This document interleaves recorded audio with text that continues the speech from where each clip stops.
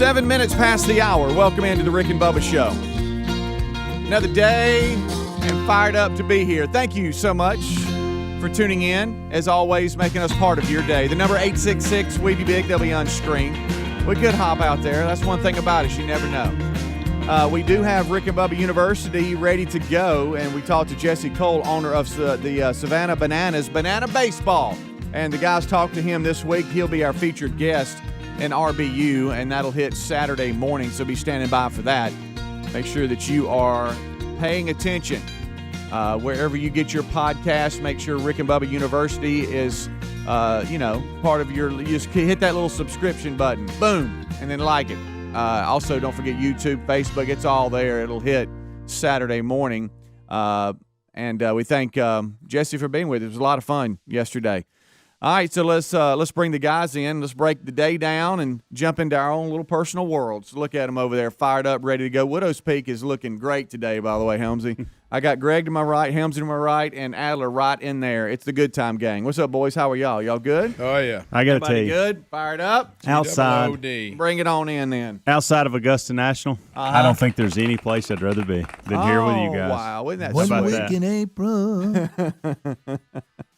That was good. You said that with a straight face, too. I was That's serious. awesome. That's a Yeah. good job. Good job, Absolutely. everybody. Notice we all wore black today. We did. Well, We you did. didn't get the memo? It's Black Can you Friday. see Adler in there? What's he looking like? Hey. Huh? So he got black He's on? got black on, too. Okay, well, everybody got This the is memo. very strange. You know, I sent that memo out yesterday. I'm glad y'all actually read it. That's good. Good deal.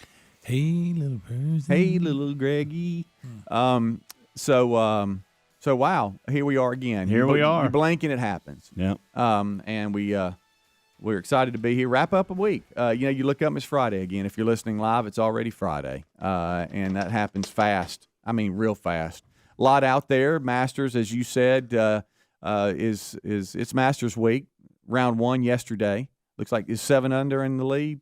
Justin Rose. Yeah. Mm-hmm. Wow. Yeah. What a day he had. I watched a little bit of it. Mm-hmm. I was in and out just doing things. We were down to 2 kids yesterday, which, by the way, for those of you that are out there thinking 2 or 3 kids, I can tell you 2's a lot easier. Yeah. Because when one's gone, I always got that. It's one-on-one then. It is. Yeah. And, wow, when one of them's doing something else, it's just a whole different ballgame. Mm-hmm. So I didn't have as many responsibilities as you normally do. Yeah. And so I was able to watch a little bit of it. Okay. And I did. I wish I was there, just hanging out. Well, 1 week in April.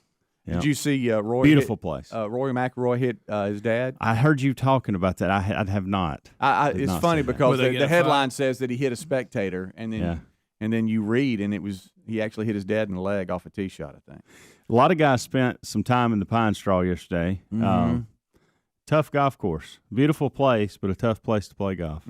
So they say the greens are as fast as – obviously it's different than it was in November. Mm-hmm. But fun to watch. I love this time of year because you get – we've talked about this, but you get March Madness. Right. College baseball is going on. Major League Baseball opening day begins. You get the Masters. Yep. I mean, that's some happening. That's some big-time events all wrapped into one. Right. We're talking about golf, and it just made me think of Tiger Woods and the latest on him. Did you see where they said once he kind of figured out what was going on and kind of came to a little bit? Because, you're terribly disoriented when you have a crash like that. He thought he was in Florida. He did. Thought he was He didn't know where he was. different state. You'll get confused after a Yeah. Of course, he lives in Florida, so I can see Yeah. why he would probably think, if you have something like that. Right. You kind of lost your.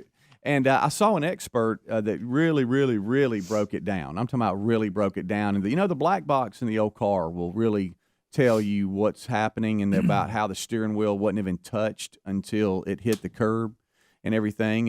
wow, that's the details. And the guy, the expert, basically was saying in his opinion, he thinks that Tiger dozed off. Yeah. Went nappy. Been nappy nap. Because I'm all for because naps, but not while you're on the road. Because he said the steering wheel wasn't touched and the tires didn't even turn at all until it hit the curb. And that's when he tried to have a been in the reaction. car? I mean, hadn't he just left 10, somewhere? 15 minutes he's tops. asleep. I did see a fast? shot, and Adler has shown some, like just detailing the road or whatever. A lot of people might think it's just a windy road. No, it's a 4-lane road that's got a median in the middle, and it's a long stretch. So they say it's pretty treacherous, though. And then that one curve. turn, and what I think it happens is it is kind of wide open, and everybody starts to let it eat, and then that turn gets them, and it got to him. Greg's point, though, especially if you're asleep. if he was really mad when he left, we've had reports that he was frustrated. He was in a hurry, because he couldn't get out of the parking lot. That gets your adrenaline going and those type of things. So I just fall asleep moments later. So now that adds up, right. and listen, we're not hearing something. I have said this several times now, and I watched that documentary, and I'm just telling you, we'll never know the truth of anything. Right. The things that they can hide. There's Adler. Even when makes sense. None of it makes sense. The way they acted weird, but we can't release the calls till we get permission from him, and it's just weird. Now they did say, and I'm gonna go back and Speedy's read all about it. that curve. Well, that's what got him. They do say that's treacherous. The experts said if he would have turned the steering wheel with the road, he never. Yeah. It's obvious he never. In other words, he wasn't going so fast that it would have rolled it. He would have just. But I will say this: if you're going double the speed limit, yes, it's that's hard not. to turn. You know what? It's hard not to good. take a curve if you're going double the speed limit, right? Especially asleep. But he said if he would have been observant of what the curve, like there it is. He said the wheel would have been turned before it hit. In other words, it's like, oh my gosh, and then in so panic, he said it didn't. He didn't even touch the wheel. Nothing even happened until it hit. Y'all like that? And they did say something else, which was strange. I guess in his backpack or something.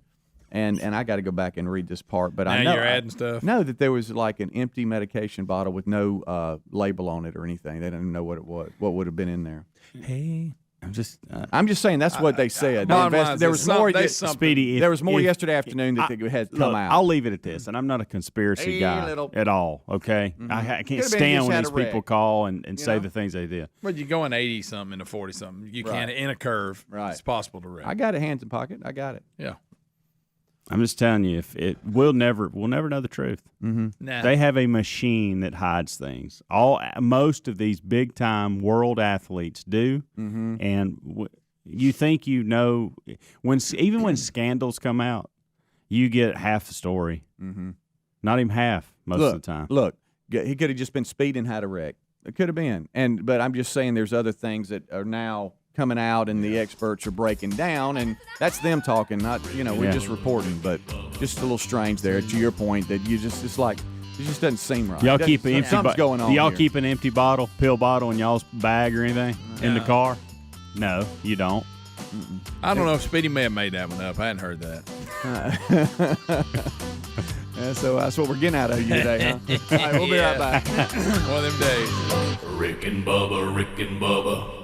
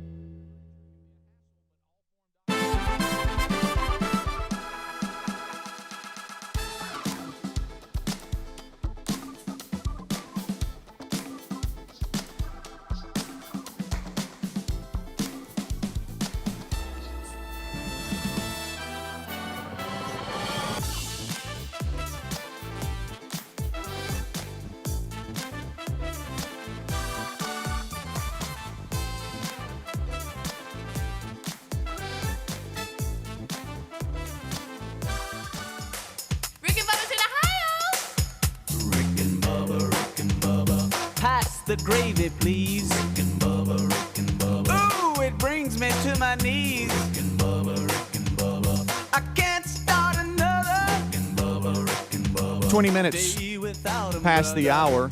We thank you for being part of the kickoff hour.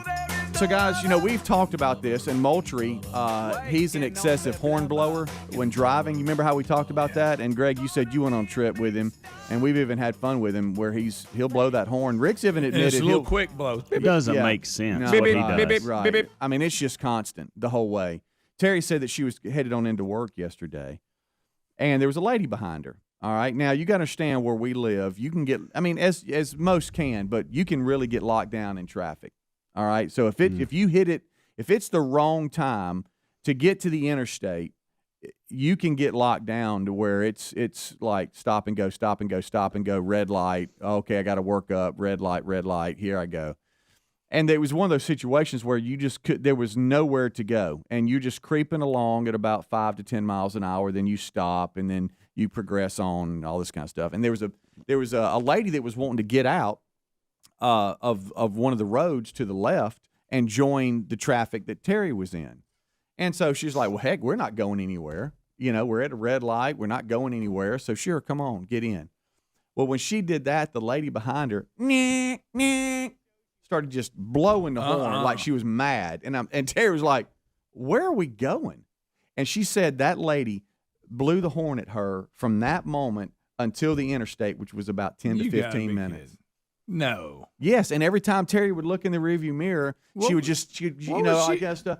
And she said it's not like, a green light and I stopped and let the lady in and it just messed everything up. You literally could not go anywhere. Yeah. All right, so letting one car did nothing. And she said that lady blew the horn at her all the way to the interstate. And then finally they get up on the interstate and the lady goes to pass her and she looks over at her like, what in the and Terry's like, what road rage? Did Terry give her the old salute? World? And now, of course, Terry, proud of the Rick and Bubba show. She's got a little Rick and Bubba sticker on the back. I was thinking, so the whole time it's like just blowing the horn. That may be what she was mad at. Big old logo on the back. It's funny. Simple act of kindness is all it was.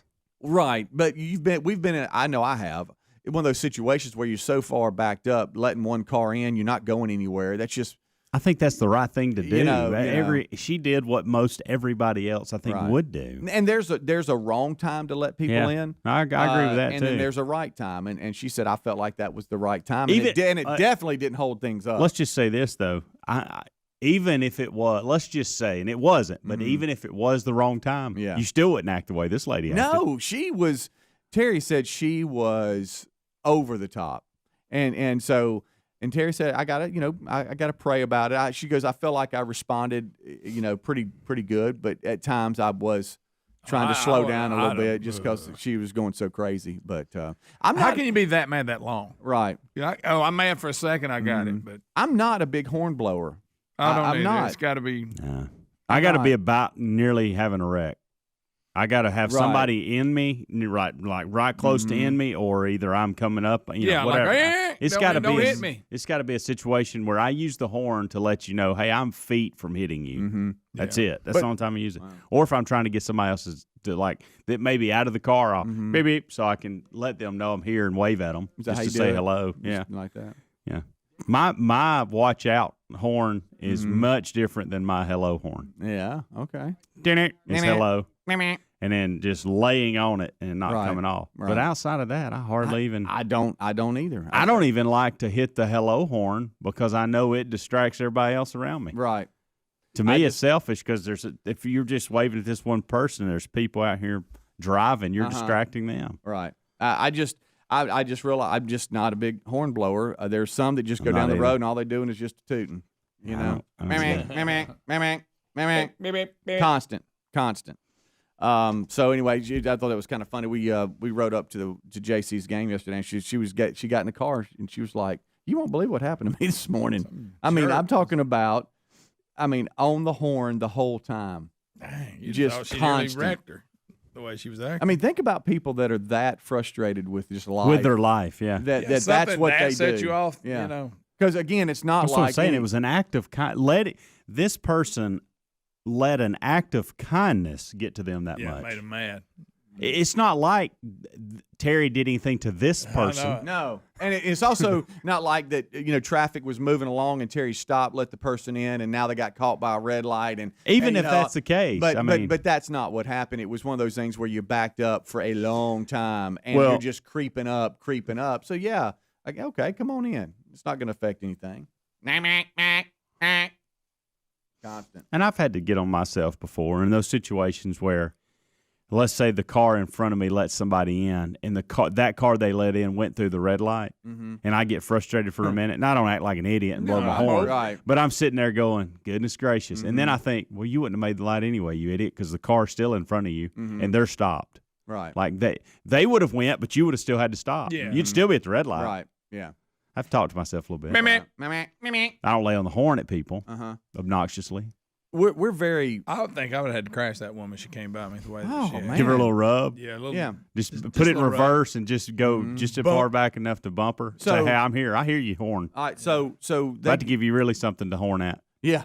So they, they're headed. ready. They headed to the interstate, and then they finally get to the red light, and then they take a left, and they're, then going up the ramp to get on the interstate, and they're working up to speed, and Terry, gets in the right lane, and she's really getting up to speed, and then all of a sudden the lady, it wasn't. It was one of those things where it was a lane shift. In other words, it wasn't a smooth one. It was like, and so I'm gonna really turn. I'm gonna really get I'm you. gonna show you. I'm driving, man. And so now, and then she comes up beside her, and then she doesn't just go by. She kind of coasts beside her, and then Terry looks over at her, and she just looks at her. I'd have shot her the biggest bird. Well, and Terry said, "You know what? I know. I've done better." She said, because, and no offense to those of you in Georgia, but Georgia Red almost came out in me, and I almost did it, but I didn't.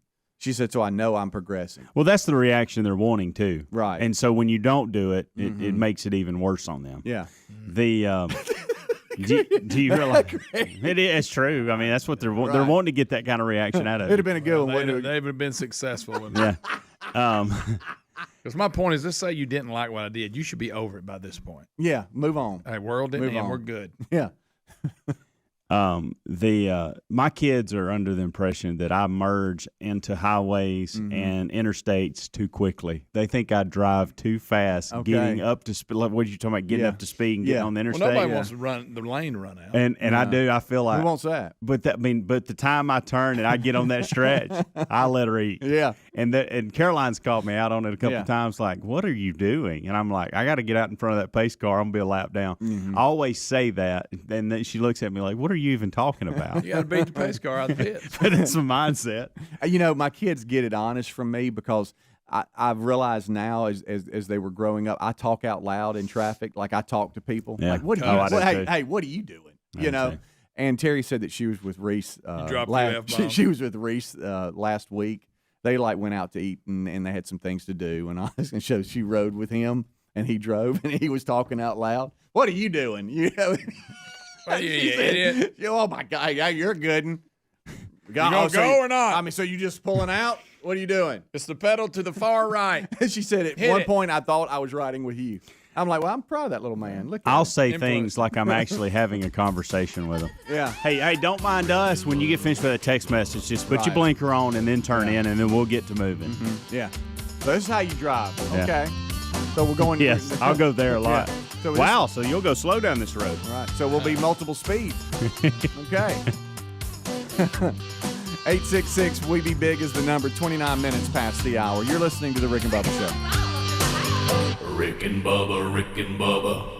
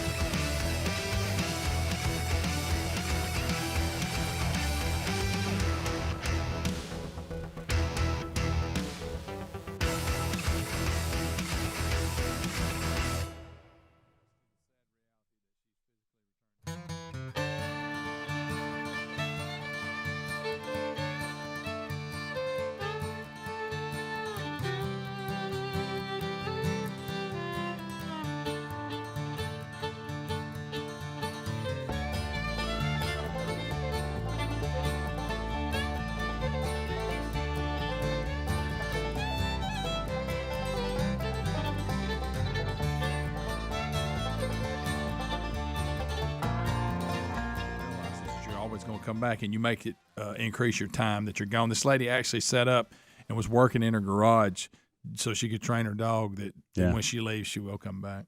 What? My God. I've never heard of it. What? The dogs are fine. No, I agree with that 100%. I do think if you got the money to throw around for your pets, this is a genius idea I wish I'd have thought about. Yeah, I wish I provided this training. I'm so Because mad. there's no doubt that Woman dogs says get she in spent- routines. There's emotional ties to your Got it. owners and got all that.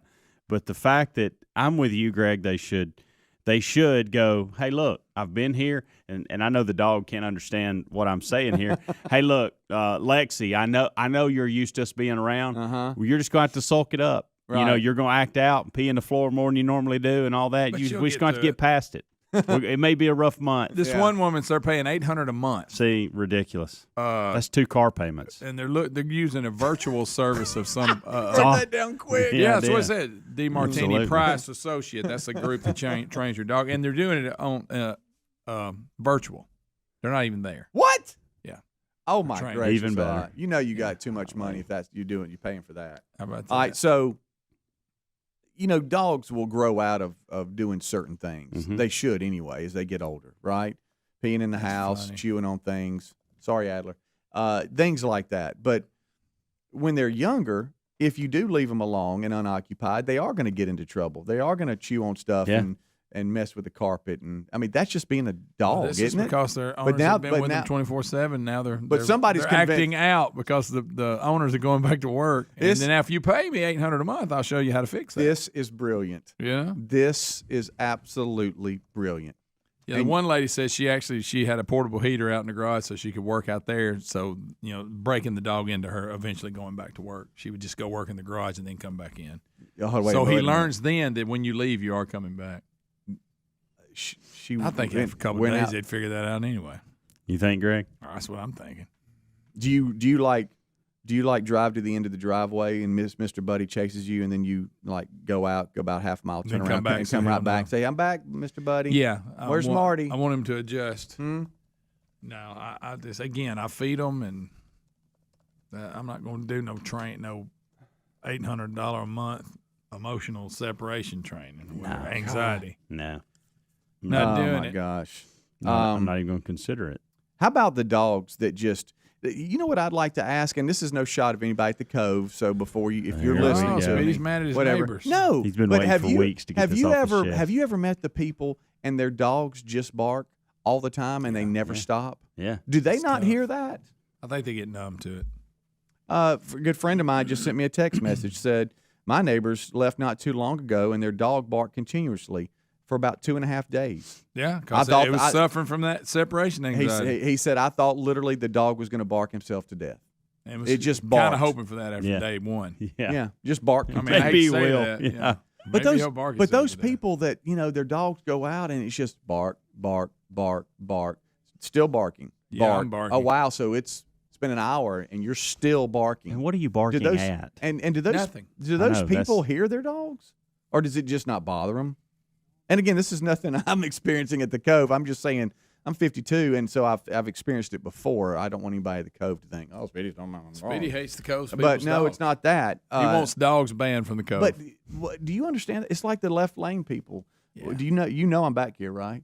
I mean, so for the dog barker people, do you not hear your dog? Does it bother you? I guess you just don't care. I think to Greg's point, Or do you they've go heard in it and so just don't hear much, it? they're numb to it. Yeah. or they've left and they don't hear it. And the Now dog's that's an barking. yeah. But the ones that are at home are wow. So you're home and it's barking. Yeah. Yeah, I don't get it. It's loud and it's long. It's drawn out. Something else. So for some reason, this is my story of the day. That was yours, Greg. We got a guy here from Wales, Here's a guy. and he shipped himself From Wales. from Australia to the UK in a crate back in 1965 because he couldn't afford the flight home. Well, now he's released a book about it. It took him a while to write it. I'm telling you. And Let me he's, ask you this: He's it trying happened to, in 1965. Okay, first of all, you're gonna say I'm in a box, still in a box, still. That's your experience. I know it was scary, but it's 2021. right. We've just now written a book on it. He has Guys, I wasn't born yet. now he's he did. releasing a book about it, and he's trying to track down the two guys who helped him. Well, they're get probably shipped. dead. It's been a long time. Now here's what's so bad. The box he was in barely fit him. Now that, if I'm going to ship myself, which is not I got to a be in good a big idea, one. No, I need some room. Yes, I do. He said the whole experience was pretty What did he scary. think was going? Oh, well, surprisingly, Right. Here he is. Take a listen to this. Terrifying. I spent most of my time, I think, in trying to control myself, i.e. calm myself down, because I didn't know whether I was dreaming it, whether it was actually happening. Was I dreaming about it? Was it a nightmare? Was I really there? And then in between all that, of course, I couldn't breathe properly half the time, couldn't move. Certainly after the first, I don't know, perhaps 36 hours, my muscles were all seizing up. Y'all, I can't do that. I'm getting. And it happened in '65, and now I want to talk about it. Yeah, I got a chance to make a little money off a book. Maybe I don't know. Here's my story. I'm getting old. I want to tell it. There's a part of me that doesn't buy into this at all. He's completely making it up. He may be. You think? It's been 1965. That's my But why would he not for this one right before here. now Right. have come out with You something? just got it That's out before my he point. did. What if they made a movie and the whole movie is about a guy in a box going, ugh, ugh. That's all he did the That'd whole be time. miserable. All right, how Not about- a big. Hey, claustrophobia is a real thing. With Yeah, me. I don't know I about like shipping tight yourself. spaces. Yeah. How about I'm in a box. MRI's a party. I'm being shipped, and it's a long haul. Yeah. And I can't do anything about it. I can't get out. I can't say. Yeah, can you not at some point just start yelling? Maybe somebody hears you. I don't know. Apparently not. And there's nothing you can do So about it. did How about he mentally get trying to where he overcome- was going? I mean, Yeah, Obviously, yeah. he who shipped him. uncrated him? Right. Well, he's trying to find the people that helped him. Apparently, there's some guys that I'm with helped you, ship Greg. him. They're probably deceased. He at might this should look point. for him around 1970. Like, You know? so the little, Started the book. Yeah, go then. yeah. Because guys, that's been a while. you know, the crate didn't have two little holes at the bottom where he That's could 55 like years. he could walk and then sit down, I tell you what, and then 55 walk and years sit later, down. 55 years, yeah, exactly. So he couldn't ship himself. So once he was locked in there, Oh, somebody yeah. had to actually go. Show me how he I'm walks shipping. and sits down again. He walks, sit down. Walks, sit down. Leg down the Okay. box. So that's why he's saying I had to have help. Are we sure this is real? And to his defense, there we go. that he may have been doing something illegal at that point. Oh, you know, you got him doing something Well, illegal. guys, he was might have shipped been over in hiding a from the crate. law. He might have. Well, I don't know what the laws were then. so Can he you was trying to just- save money. That's it. He I didn't mean, want to buy a can you plane just ticket? go to a different country? I mean, in a crate? No. So if you start writing about this 3 years into it, it may bite in some trouble. I don't know. I'm just trying to Well, give the guy he's benefit of give the doubt. himself plenty of time. He has. Oh, wow. He Here. has. I can't find the people that helped me. You know why? Because it was 50-something years ago. There's a good chance they're dead. That's what he looks like now. Interesting. Does he have any pictures? Got a Bill from Gates his, look from to his him. from his trip. You know, I mean, he didn't take any pictures when he like. No, I getting doubt he out had of a the camera in that getting crate. No, I mean, So like you wanted before. Hey, taking take pictures. a picture of this before I get in this crate and send it to me. To go ahead and mail it to my house too, along with me. So I got knees to my chest, and I'm sitting there, Yeah, how about and I'm in a this? crate, and I can't get out. How about- how bad do you just want to stand up? I got to get up. I know he ain't found his helpers, but okay, somebody had to help him. So how about the minute I get in there, I go bump, bump, bump, whoa, not enough room. We're going to get a bigger box, Right. bigger crate. I mean, it ain't like he didn't know. The minute they put him in there, he had to know. Well, this ain't good. How much does a crate cost? I'm to your point. Can we get a little jumbo crate? Yeah, can we Maybe just give me a- about 3 more feet? Can we supersize the crate? Because I've got a long would've way to definitely. go. Hey, crate's not big enough. Let me out. That's what I'd have done. We're Do gonna it get from a big- inside though, so we're I gonna get a know bigger what's come crate. out. Hey, we're going to get a bigger crate. I can't. This is terrible. My elbow's in my side. You know. Well, you're in a desperate situation. if I tell you, hey, I need you to put me in this crate and ship me off. Do you mind shipping? I'm me desperate. To His name is Brian Robinson, Australia. and the book, the Crate Escape, details a how short book. the scheme almost killed him. That almost Still killed in him. the crate. Still in the crate, still Day in here. 2. He needed 2 little holes at the Rick bottom. and Bubba, Rick and Bubba.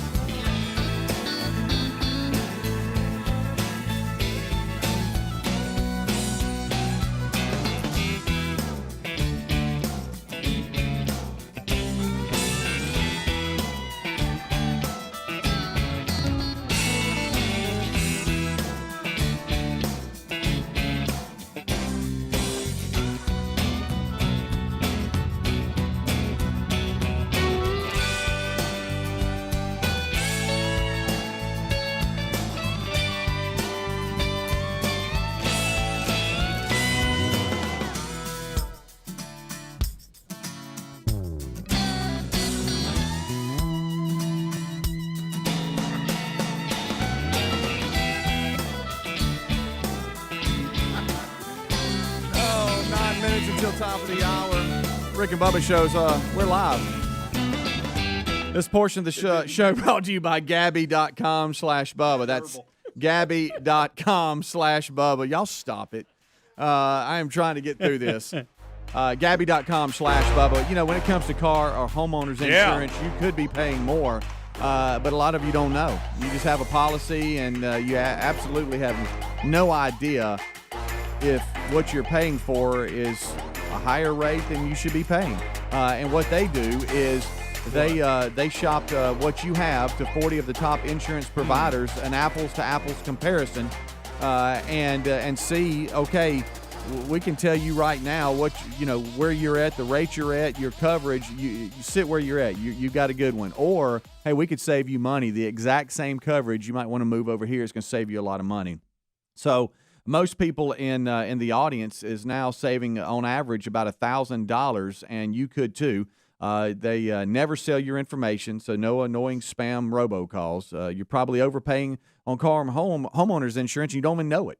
So join them now at Gabby.com/Bubba and see if they can save you money when it comes to car and homeowners insurance. So you can also find a link at rickandbubba.com under the sponsors button. All right, so raise your hand if you hate to run. You just like, in other words, I've got to run from here, and I'm just going to run, and I'm not going to stop running. It's not anybody that enjoys this line. Right. Yeah, I mean, I don't know anybody. I have not met that person that just says, I just love to run. Now, they might be listening now. They're out there. They might be listening now. Matter of fact, Tyler's got a friend. He says he runs 5-6 miles every morning and with nothing. He's not listening to anything. He just runs. I'm like, well, that's a little crazy, but he does. I know when I'm trying to do better, I can't wait for it to be over because the whole time I'm thinking I'm running. I'm running. Especially at our age because your knee hurts, your back hurts. Mm-hmm. Is there any exercise that you do that you're enjoying it as you're doing it? And it can be an activity that you're sleeping and exercise. Right. There's that one. If it's not, then no, I can't think of any. So I really can't. Other than maybe 1-2 way back. Other than tennis, I cannot think of any activity or something exercise-wise that I just – I mean, I guess you could throw pickleball in there too, but I don't know how much exercise you're getting out of that. But. Right. And even though tennis is an exercise, I think of that as a game. You're competing in something. So you're just playing in something, and while you're doing that, you're also exercising. But it doesn't compute like that to me. It's like, hey, I'm going to play tennis. But my point is I feel like playing tennis 3 times a week is my exercise. I enjoy it. So my point is, do these people that run, like you're talking, is their mindset this is my tennis? I guess so. I get so much enjoyment out of this. Mm-hmm. This is what I'm doing. Either that or they're lying. Mm-hmm. But I've heard people, I just love – and I guess if you're – you don't have any pain and you're just unbelievable shape, maybe it is fun. I don't know. Yeah, maybe it's this. Maybe if you're not struggling and you're really in shape and you not feel like you're about to die, then maybe you are having But fun. they had to start somewhere. Yeah, they had to get to work their way up to that point. But, I mean, hey, if you don't maybe they say, I actually enjoy I guess it. to y'all's point, if you don't think people love to run, go to a little, 5K or 10K on a Saturday morning. There's people everywhere running. I mean, just everywhere. Oh, and these guys on bikes too. Oh, the bike. By the way. The bike, I can see that. Here we go. We know you were in Bama. Was it Bo? Bo Bikes Bama, me and Helms. We know that. We tore it up. Well, anyway, the reason why I even bring this up is we got a Texas man, and he's in his 50s, y'all. He set a record. He ran from Disneyland to Disney World for type 1 diabetes awareness. Okay. I've never understood. I'm running across the country, swimming across the lake, or doing this for awareness of whatever. Okay. I think we got diabetes covered. Yeah. Now I mean, it's important and it's a health issue, but here's my point. And please don't take me wrong. Well, Nobody goes, hey, Greg, did you hear about that guy that ran from Disneyland to Disney World? Yeah. Well, he was trying to bring awareness to type 1 diabetes. I started going, I was aware of it. He didn't. Well, let me say this. He could have saved his run. Because and it is important. It needs to be dealt with, and advances and all that need to happen. But it isn't like when you say you're being aware of something. It's almost like something. Hey, people don't know a lot about this, right? Here's the deal. I have never got behind an organization or in something that some kind of deal with that needs awareness, okay, based off of somebody's doing something. Yeah. Like I wasn't sitting didn't around think about going, it till he man, ran I'm just not ready to get behind that. I'm just Right. not a point in my life where I'm ready to get behind that. Oh, really? He's running from Florida to California. Well, by gosh, I'm in. Let me tell you this. I've I would never- have I've been, ne- that's I'd have never- been more impressed if he said a guy told me he'd pay me $10,000 if I could pull this off. I go, okay, I get it. Yeah. You know? Yeah. Hey, man, Well, you and this may- is going to hurt y'all a little bit. Here we go. Now he ran over 2,800 miles total. Think about put that in your How head. long did it take him? Okay, this is what's going to bother you. Like 4 years. A month. No, so It was in 1965 when he started. Like, yeah, God, and he was in a crate. He came out running. So in February of 2020, he set out for his run, and he got to Texas about a little over 1,200 miles in March of last year. And then the pandemic hit. His father started having terrible health issues. So we had lung disease and passed away a few weeks after that. So he took a little bit of time off, picked back up in September, and just finished March 2nd of this year. All right, he didn't even start back over. No, he picked up where he left So off. I got a problem with Well, that. I don't mind. Goodness, I don't, he rested for how many months? Right, but I mean, his dad died, y'all. Give him a little bit of a Well, break. no, that's terrible. Hey, but I'm just saying, I pictured he started running. Y'all one got day, a problem with this now? and I he do. didn't. He Absolutely, quit. 100%. I knew y'all would. I don't have a problem. Look, I thought he ran, never stopped. look, I get Took a couple months off. you want to take a couple months off because your dad passed away. Completely get that and completely understandable. But when you throw COVID in there and you take off months, you at least got to go back and start over. Start over. Guys, let's say I could run across the U.S. if I just ran and say, Greg, would you break? Well, it took me 10 years to do it. But, you know what I'm saying? Yeah. You think you could run across the U.S.? In 10 years? I don't know. But it would help if I could wait 10 So you said it was 2,800 miles? 28:45. Wow. Let's just. I don't want to leave that 45 out because 45 I'm not going to miles go is into a it, long but we way. had a guy on here one day that we thought was wanting to bring awareness to diabetes. You remember that guy? I do. The speed was completely wrong. That's do. one of my favorite things. You're talking about secondhand. Oh, Yeah. my goodness. Well- It was going on and on about it.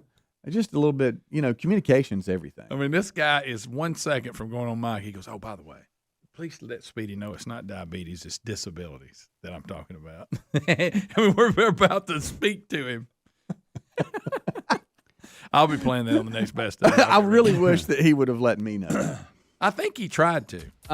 It was just. You were so excited, though, about it. And I thought into too. it, he couldn't tell. And I thought, well, maybe he, after learning all this, I said, well, maybe he has secondhand too, and he couldn't tell me. He had to go run to you and tell me. I'll say this: it made the segment a lot better. It did. It did. Yeah. We brought more awareness. Yeah, right. Sure did. All right, we'll take a break. Rick and Bubba join us. Rick and Bubba, Rick and Bubba.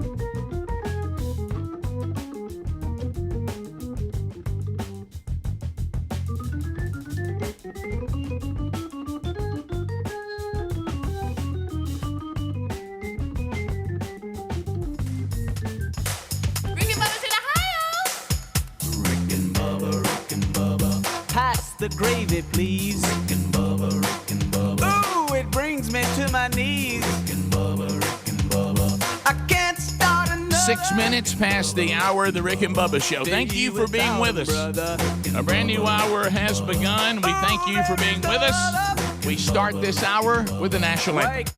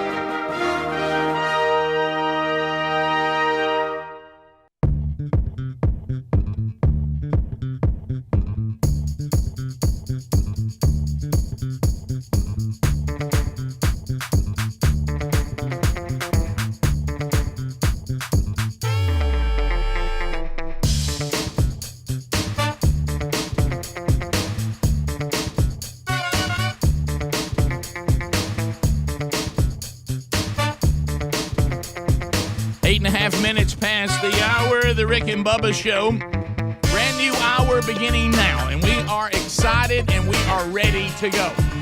Speedy, the real Greg Burgess, Helmsy, Eddie Van Adler, the gang's all here. Look, get this number, 866-WE-BE-BIG. That's the number to come to the studio and be on the show. And we'll chat with you as we go through the stories of the day. Another Rick and Bubba University, the podcast, has been recorded, and it will be out again tomorrow.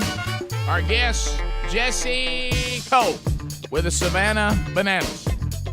So we look forward to that this weekend. You'll enjoy that conversation for somebody who's taken a sport that has kind of lost its way. And, hey, baby, it's about like pouring out molasses. And he's saying, let's spice this thing up a little bit. So you'll enjoy hearing about Banana Ball with him this weekend. Across the way, there he sits, the pride of Cedar Springs, Alabama. Most of you probably know him best as the Silver-Tongue One, the man with a golden voice, Professional Lunch Eaters Man of the Year, the inventor of pizza and a cup, Shakespeare's worst nightmare, and the master of the King's English. Ladies and gentlemen, put your hands together for Bill Bubba Bussey!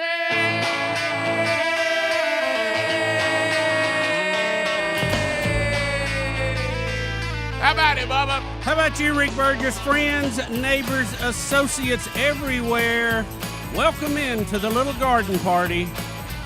A little back porch talk. Yep. We call Rick and Bubba. Your two fat buddies on the radio. Let's all sing it together.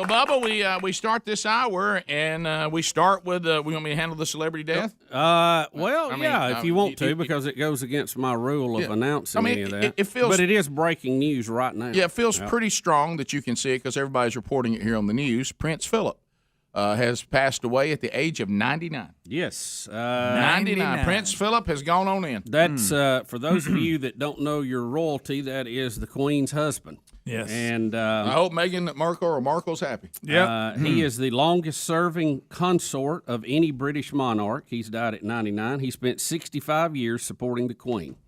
He retired from his public role in 2017 and stayed largely out of view since. And he's a character, too, by the way. You remember that was when he kept wrecking his car all the time. Yeah, hey, he's a character all the way around. Yeah. He had 99 years of just kickback. Right.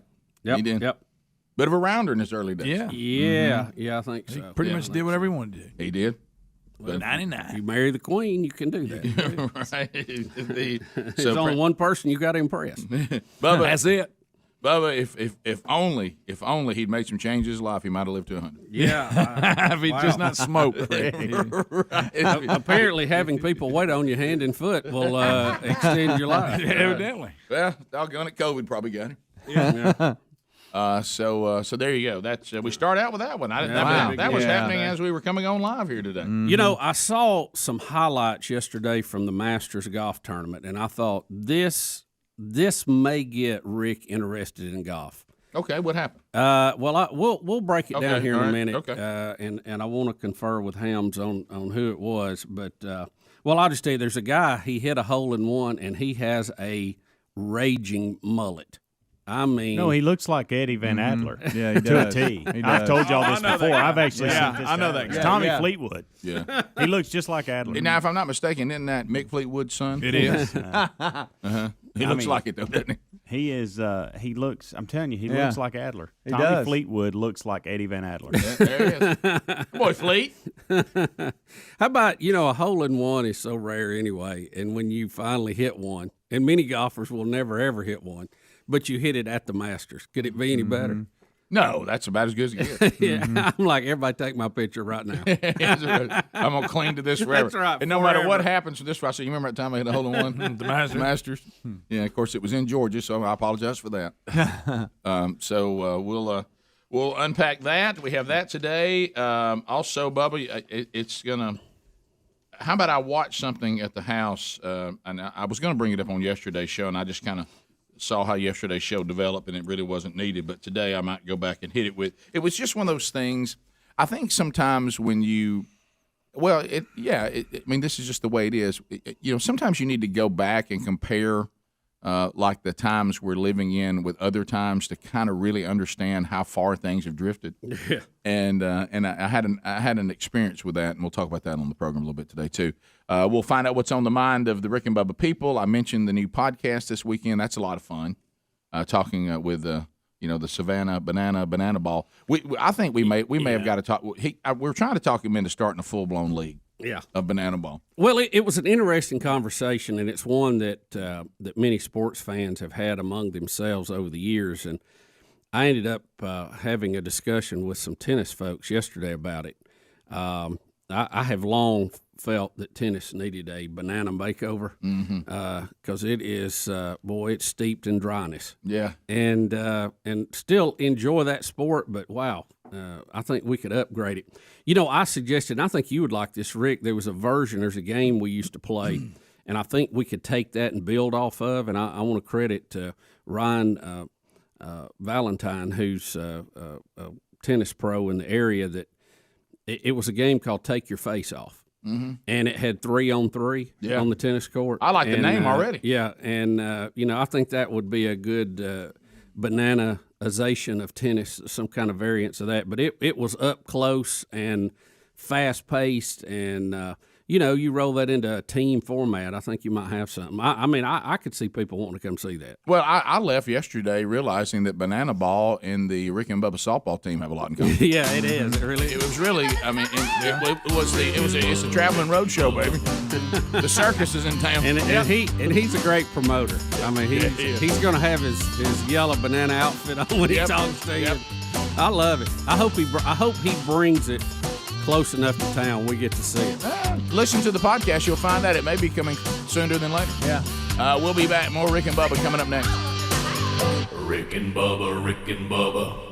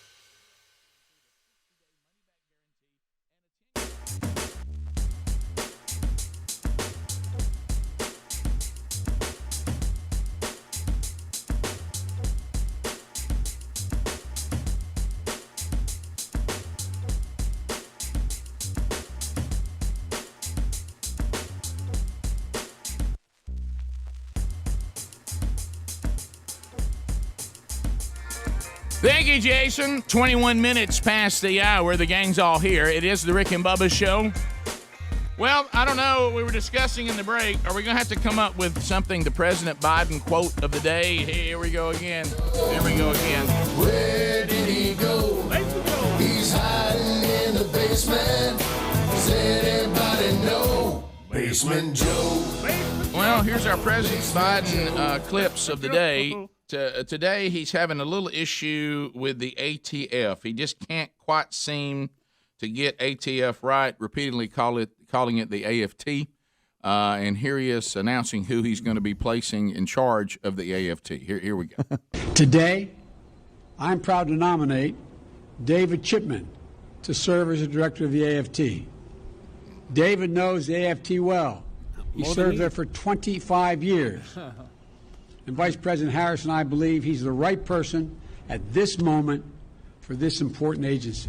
Didn't even know he said it. So AFT twice. I mean, you know, AFT. I know hearing us make fun of people doing misspeaks. I got it. Well, I know, but I'm not the president. I'm not the president. I'm not the president. That's a big, Rick, there's a big jump from here to being president. Right. Do I think now that I could possibly be president? Apparently. Yeah. I mean, so. I think I could have got that speech right. That's embarrassing enough, but I'm sorry. I have to go back to his staff and the people that do catch it. And they're going, did he just say AFT? Alcohol, tobacco, firearms. Yeah. For those of you not aware of that. No, undoubtedly alcohol, firearms, and tobacco. Yeah, right. That's right. AFT. Don't you wish he just have some kind of earpiece? ATF.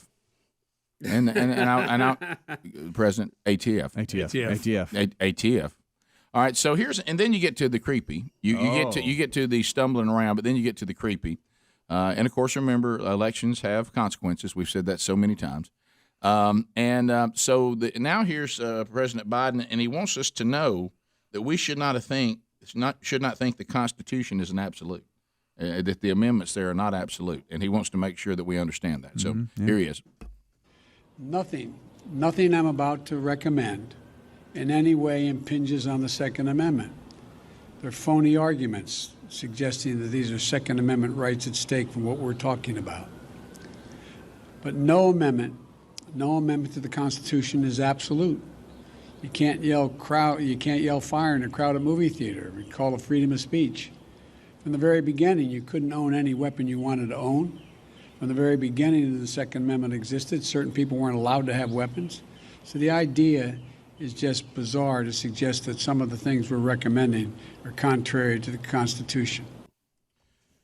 I see where he tries to add the addendum at the end. When you're hearing him, because it starts out in the Second Amendment people, they hear the president saying your Second Amendment right is not absolute, and no amendment is absolute. And he tries to use there's responsibility that goes with it, and I agree with him on that. Right. When it comes to freedom of speech and things like that, of course.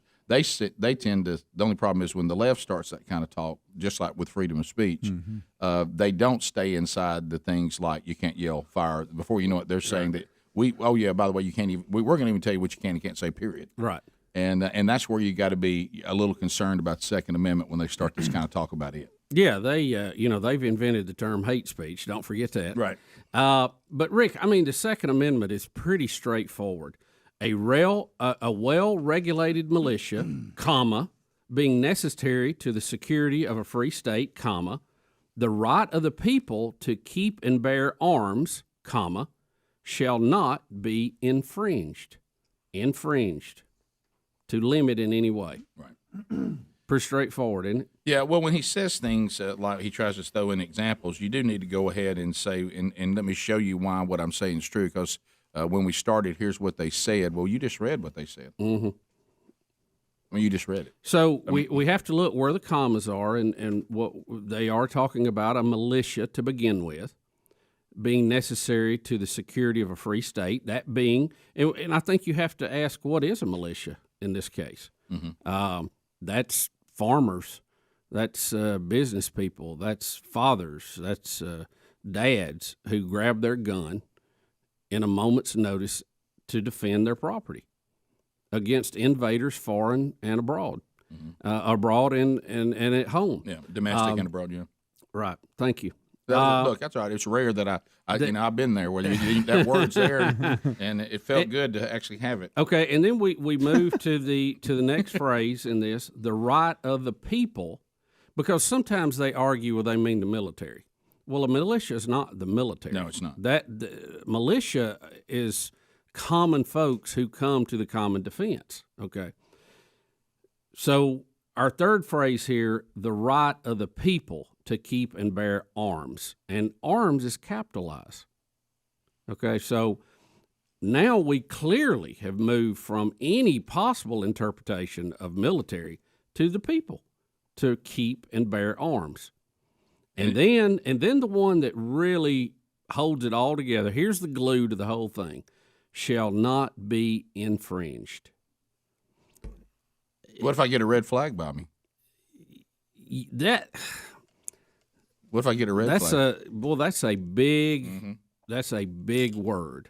Infringe shall not be infringed. I don't know. Yeah. It's it looks to me like you can't limit that in any way. So what it looks like it says to me, but I'm not that smart. Right. Well, when you look at the, always I love when people say the spirit of the law or the spirit of the amendment. The letter, you have the letter of the law and the spirit of the law. Yeah. Guys, come on. Look at the history of this country. Look at the revolution. Look what happened. They are making sure that a tyrannical government has nothing to do with hunting. Zero to do with hunting. Yeah. Hunting was a given. Okay, yeah, that wasn't even. They didn't need to cover that. They're talking about hunting. What they're talking about is in a free society where we offer maximum liberty. In order to have and retain liberty, a human being must be able to fend off any who wants to take it. A foreign invader, bottom line, or a tyrannical government, or that's criminals, what it says, or gangs, or anybody. Yeah, and I know that makes some people uncomfortable, but that's what it says. Because I'm sorry, we're going to have to figure out another way to deal with it. You think the king let you? No, he probably let you hunt, but he didn't let you sit in a situation where you had things to be able to defend yourself. You look at every tyrannical government we've ever known. What did they always get? The guns. Yeah, under the guise of making you safe. Yep. Anytime the government says they want to make you safe, be real careful. All that means is we're going to scare you so we can grab power from you. And then if you get to where you're not scared of something, then we'll have some more hyperbole and we'll try to scare you with something else. You know, the thing that always kind of gets me with a lot of our officials, our elected officials, it just seems like they do this because they can't really do anything else. I know. I always feel in my soul we're getting a bunch of rejects. You know, on some level. Now, there's some that are better than others, but I'm kind of like... Who was it said it? They also seem to be the kind of people that just get a jolly out of being able to tell other people what to do. Yeah. We'll be back. Rick and Bubba, Rick and Bubba.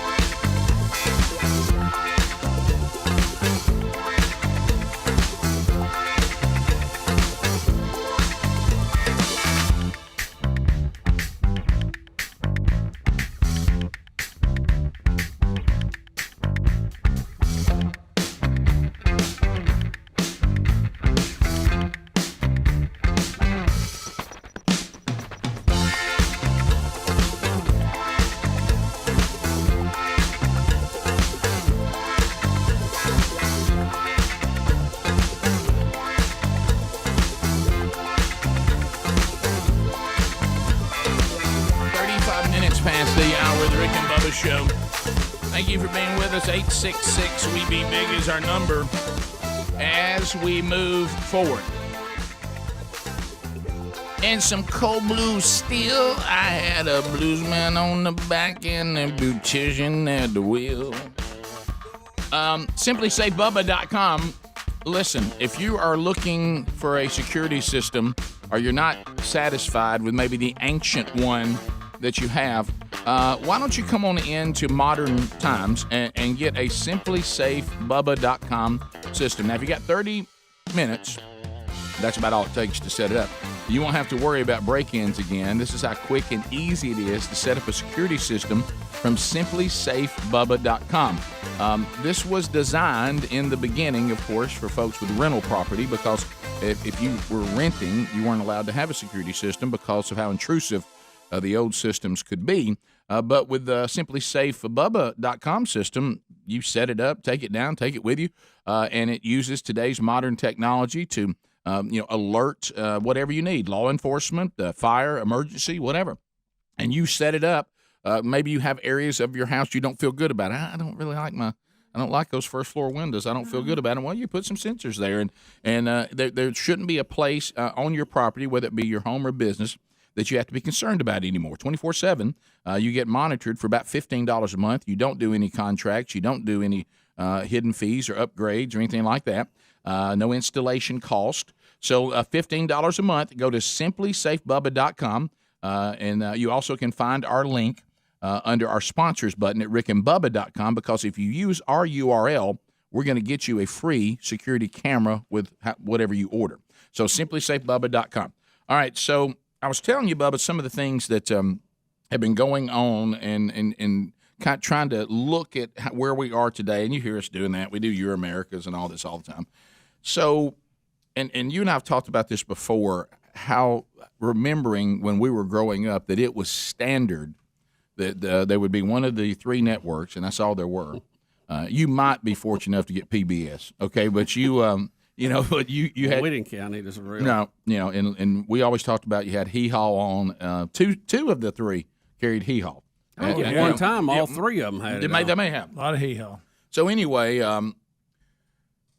we at some point during the year, if you remember, some network would show Charlton Heston, the Ten Commandments. Yes. Do you remember that? Oh, yeah. Yeah, but they would have to spread it over a few nights because it's extremely long. Yes. As a matter of fact, it's 3 hours and 40 minutes. Okay, so Sherry and I were sitting around and we had some free time. She's like, you want to listen? What do you even watch? I said, I don't know. And we were kicking around. It's so hard to find anything worth watching. And we saw that you now can stream the Ten Commandments. Yeah, cool. Well, I will tell you, it has been so long since I've seen it, and of course the special effects and everything are comical, but for what they did in their day, unbelievable. It was unreal, and the massiveness of this production. But anyway, the thing that hit me though is, number one, our culture has changed tremendously. Okay, because in those days, if you got ready for a movie, they had a overture, meaning you sat there and just listened to an orchestra play before the movie would even. I don't know why we needed that, but can you imagine? Wow. Can you imagine you going, now we have this movie, and I know you're going to be fired up to see it, but first the orchestra is going to play a little while. Right, so there was an overture. I mean, you're looking at a screen, it just says overture, and you're listening. And of course, I'm now living this society, so what I start doing, hey, fast forward through this. But there was a time when that was part of the culture. You go, let's settle in, let's enjoy the overture. Then, of course, the movie in the middle has an intermission. All right, everybody, take a break. Let's all chill again. And of course, I'm sitting here now living in this society, going, what are we doing? Yeah, what's all this? But here's the thing I think that broke my heart the most is before the movie comes on, the producer or whatever comes out like from behind a curtain and begins to talk about the importance of the Holy Scriptures. Okay, and talking about. So it had all that in it. Oh yeah, what you were looking at. Oh yeah, yeah. And I just realized to myself, we have moved so far away. Yeah, and talking about how exciting it is to bring this outstanding historical the story of Moses and the writings of the Bible, and also all the lessons we need to learn from this from God, and about keeping people down, and who God is, and blaspheming God and His commandments, and I'm just sitting there going, can you even imagine if someone and this was what like if you were living in your little town and the 10 Commandments came to your little theater, I mean, you went out as a community, and I'm telling you, and just about everybody in the audience would have been amen. Mm-hmm. Right. And then the other day we get to, the latest stats in our secular country, because we have, we're post-Christian now, and we see that for the first time in the history of the country, there are fewer people that declare any kind of faith than we've ever had.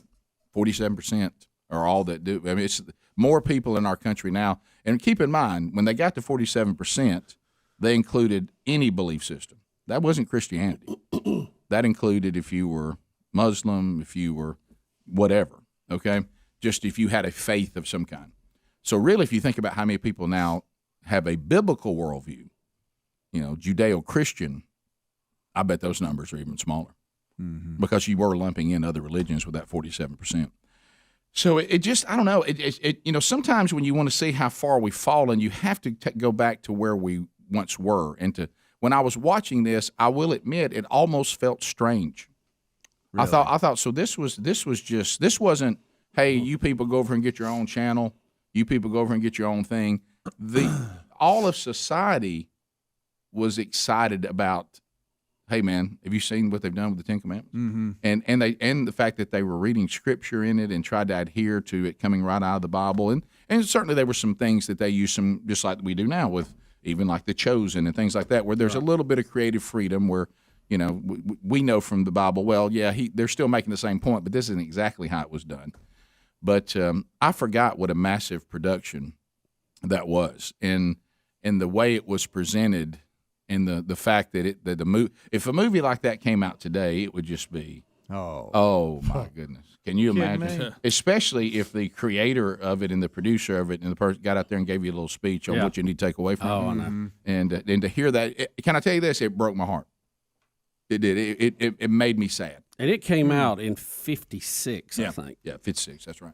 And I think there had been an attempt of it in the back further than that, and this was like them saying we're bringing it to more modern production of the 10 Commandments. Well, it was the most high-tech special effects of the time when it came out. Yeah, I mean, we look at it now and you think, well, that's a joke, but they actually used rear projection screens to do some of the special effects and did some chroma keying, which had never been done like that before. Yeah, here's what, and you're right, but there were some scenes, and I read all the stuff. Right here, do you remember this, Rick? We saw where they did this scene of the parting of the Red Sea. It's actually they're running the water in reverse, the film in reverse to get this, but it's actually water pouring over a gutter, like a street gutter. And we drove a golf cart through what was the Red Sea. We did. But can I tell you, it's only about 7 foot long. But based on what I watched, and you're 100% right about that, and I do remember that. I even said that when I saw it. But there were parts of it that were actually shot in Egypt and at Mount Sinai. Wow. And they said that taking a production of that magnitude had never been done before, and it was a massive production. And Greg, you know what else I forgot? Do you know who? There's there's the Hebrew that kind of turned coat and became, in bed with the Egyptians and even turned against his own people to try to get a better deal. And I can't think of his name. Yeah, and he's the one that led he got Aaron convinced we need to do the golden calf thing. And he was the one that didn't want the blood over his door and all that. I can't think of what his name is, but anyway, but in the movie or in the Bible, okay, the character he's playing. Because you know who was playing him? Who? Edward G. Robinson. Oh, really? Yeah. And because I know who you're talking about. Yeah, and at first I was like, well, I didn't know that, and then so there was, and of course Yul Brynner, is the best Ramses we've ever had, and he's the only one that looked like an Egyptian in the entire movie. He was a good one. I had a hard time buying Vincent Price as an Egyptian. That was. Well, Rick, you have to remember how there's Edward G. Robinson. Right you have to remember how movies Yeah. were made back then. Yeah. They had a lot of lot actors. Yeah. And Oh, you yeah. may be an Egyptian on the Ten Commandments in the morning, and you may be on I Dream of Jeannie in the afternoon. Yeah, you know, yeah, it's- yeah. you just don't know. But I don't know. It just it was Dathan. Yeah, that was it. Nathan. Dathan. Dathan? Yeah, Yeah. yeah. That was it. And then of course he. The movie at that time, Rick, grossed $122.7 million. In today's dollars, that would be $1.15 billion. Did you see the picture he just showed of Vincent Yeah. Price as an Oh, yeah. Egyptian? Yeah. It's kind of hard to buy, isn't it? It's a long way from Thriller. Oh my goodness.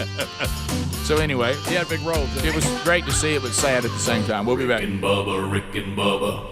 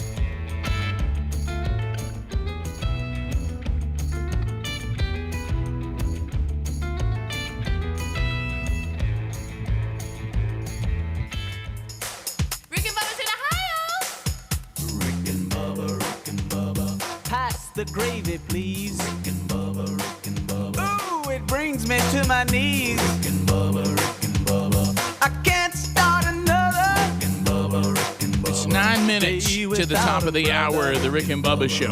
866-WE-BE-BIG is the number. We thank you for being with us today. Excited about heading to Cleveland, Tennessee today. Gonna have a lot of big event, and it seems like we're putting together. Gonna have a great meal tonight. Looking forward to that.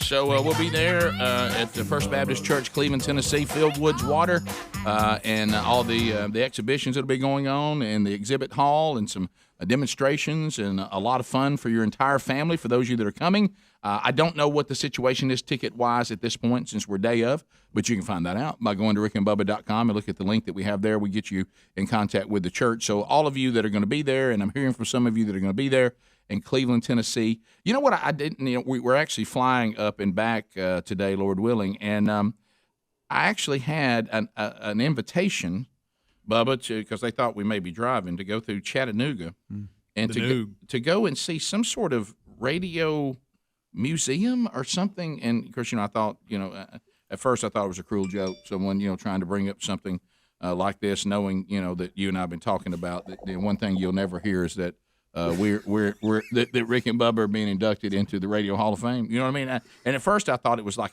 a cruel joke about that, and now I'm trying to remember. It was, and undoubtedly they have at the station there all kinds of cool stuff from radio history, and I would have loved. Here it is. All right, so let me find it right here. Here we go. All right, so this is an email I got from Evan. He said, "I'm one of the owners here of WFLI. I would like to extend an invitation for you to drop by the station on your way to Cleveland Friday," which, again, I can't because I'm not driving. I'm actually flying. "As you may or may not know, and I did not know, our station is the home of the National Top 40 Hall of Fame and Radio Museum." Yeah, I didn't know that. Did you know that? No, I didn't. And really they said, we would love for you to come by and tour the station and all of the museum archives. We'd also like for you to do a quick interview and promote you being in town, which I would have loved to have done that. So WFLY, I didn't know this. Looking at some of the pictures now, that's kind of cool. Yeah, so Evan, thank you for that. Thank you for that invitation. But no, I did not know that you are the home of the National Top 40 Hall of Fame and Radio Museum. I had no idea. No, I didn't either. But wouldn't you kind of like to go see that? Oh, yeah, absolutely. Cool. I love stuff like that. You that. think just fall in there? Oh, yeah. Rick, I'm the guy that pulls off on the side of the road now to read the historical marker. Don't you love a historical marker? I do now. I didn't used to. Yeah, this is it's grown on me. Okay. I'm a little more caring. Ain't nothing wrong with stopping and reading a historical marker every now and then. Yeah. I want to know what's going on. Right after you go see Robbie, you can head on up. Well, when actually you and Robbie can go do that. Right. Yeah. So looking forward to seeing all of you guys, all of you coming out tonight, and I know that we got a great footprint there. And of course, First Baptist Cleveland, Tennessee is a phenomenal church, and of course, we're still praying for their executive pastor that just had a massive heart attack, but he's recovering and doing better. But looking forward to being there tonight. So, but on that note, so you were talking about historical markers. I watched a documentary last night because, as my wife says, she has a little Bible study with some women at our house on Thursday night. So if I'm home, I have to go off to myself and find a place to hide. And so I was, she says, I know that if I walk into a room and you've decided to watch something on the television, which we would call it, I know it's going to be about only a few things. Okay, you're going to be watching a documentary, okay, and it's going to be about something to do with music, or it's going to have something to do with football.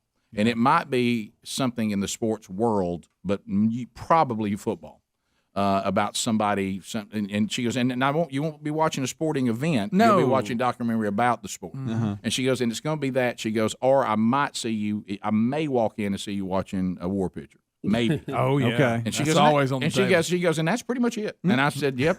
And so got it. So she walks in and she says, well, there it is. I'm doing, Greg, I watched the documentary, and I can't pronounce his last name. Famous guitar player, blues, Bonamassa.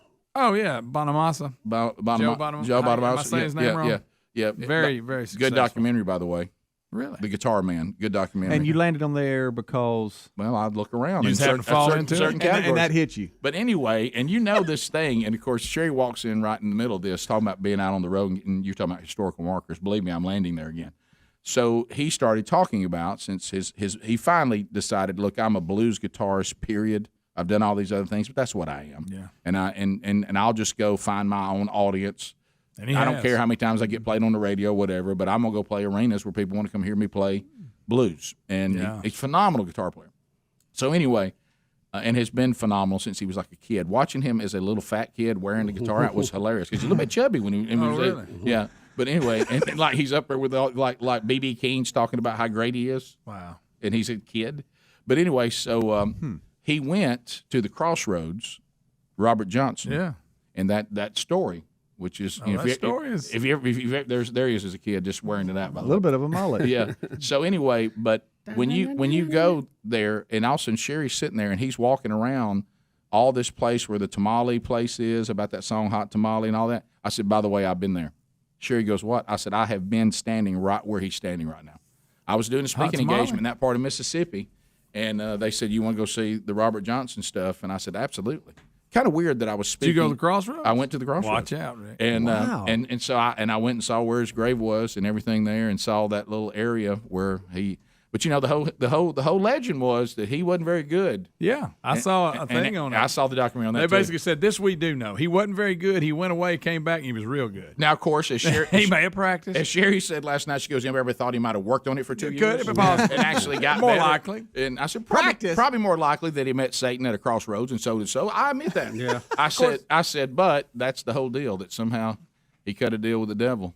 Yeah, but he died like at 27. Yeah. He didn't really get he didn't get a good deal. Yeah, but they Now said he's famous. Well, you know how they try to make it even more legendary. His music is that is not only eerie did he come back, not only did he not come back and he was phenomenal, he was playing chords and things no one had ever seen before. Oh, He played the guitar in a way no one had ever seen before. Now, see, that does make the story a little better, but I don't know that Robert Johnson sold his soul to the devil. No, it's just a good I know, legend. what I'm telling you is where that legend comes from. It is kind of eerie though when you go there in the Delta and you're kind of like, you know, this is where the blues came that from. is true. I'm standing where it all happened here. and let's call it, those Robert Johnson recordings are eerie sounding. They are. Maybe I just make them eerie sounding. Well, they're eerie if you hear that first. You know, that's how the mind yeah, works. You know, if somebody tells you that first, you listen to it. I tell you what, I heard a chord I'd never heard before right there. You know how the mind works. If somebody had said he met Jesus there, you know, then you go, you know, these things are very spiritual. You know, it's like, but anyway, so it was just funny to be on that documentary. And about the time Sherry walked in, it was at that part of it. And I said, by the way, I've been right there. I've stood right there. How about that? And she was like, no, you haven't. I said, yeah. And then, of course, y'all know this.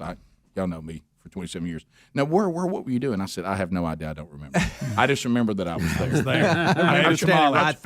I know I came to town to speak at something, and I when they said, would you like to go and see these things? I said, yeah, and we did.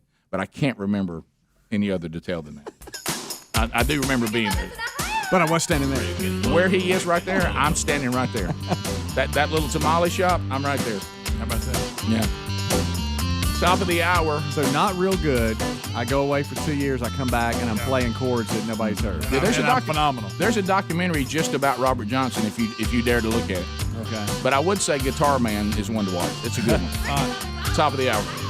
Rick and Bubba, Rick and Bubba.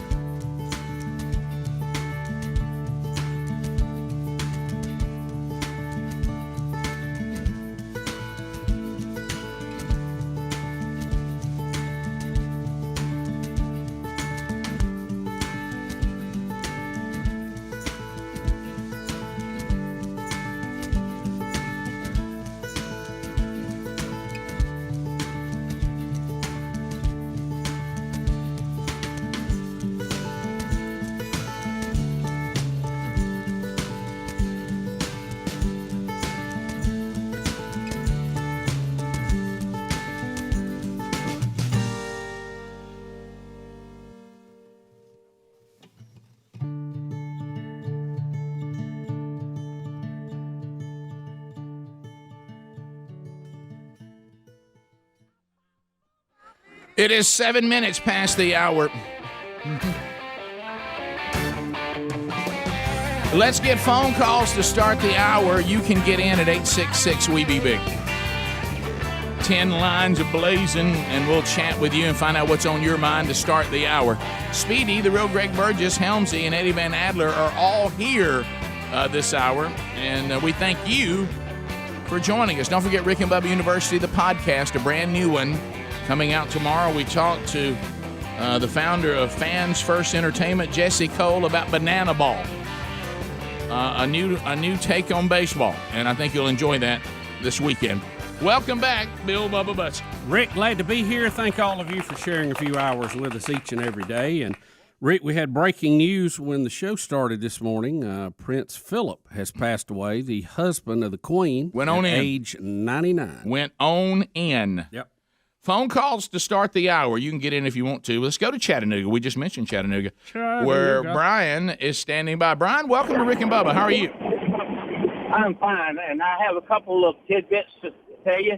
WFLI had one of the very first concerts of Kenny Rogers in the first edition. Now, that goes back a long time. Wow.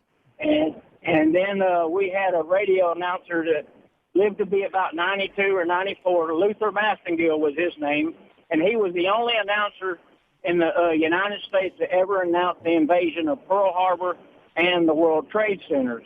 And he's in the Hall of Fame. And then your gifted silver-tongue Bubba over there reminded me how he explained how Jim Psaki's catchphrase, "I'll circle back to you," is when y'all were talking about how the people had to be run out of the San Diego Coliseum, and Bubba said, you had to go out and come back, get back in. So that's what circle back means now. So Bubba's ahead of his time, too. Well, he always has been, in all fairness. I That's cool. love Chattanooga. It's a great town. Yeah. I spent a lot of time there. Went to several tennis tournaments there. We had a great time at those. And, we visited there a lot when the kids were little. And it's a great town. Went to see Thomas there one time. Oh, yeah. And, I remember visiting the Chattanooga Choo Choo on a church group trip when I was a teenager. And, of course, we almost went to work there one time, too. Yeah, So Chattanooga, to be on such a legendary station there, FLI, it's really an honor. It really is. And I really do wish that I could, if we weren't flying, I would definitely be coming through, Evan, and I appreciate that invitation. And I did not know that, and I hope to get to see that. But, yeah, I see Greg and I, we grew up, our parents would take us to Chattanooga, and we would go to Rock City. And we would go to the Chattanooga Choo Choo. That was standard. Yep. And we would do that. And I remember going to Rock City when I was a little kid, and they had the Fat Man Squeeze. Yeah. Remember you had to go through? Yeah. See, then I we couldn't get through there now. No. Now barely then. Now we'd be squeezed. The big jet fly. Let's go to Bo. Bo, welcome to Rick and Bubba. Go ahead.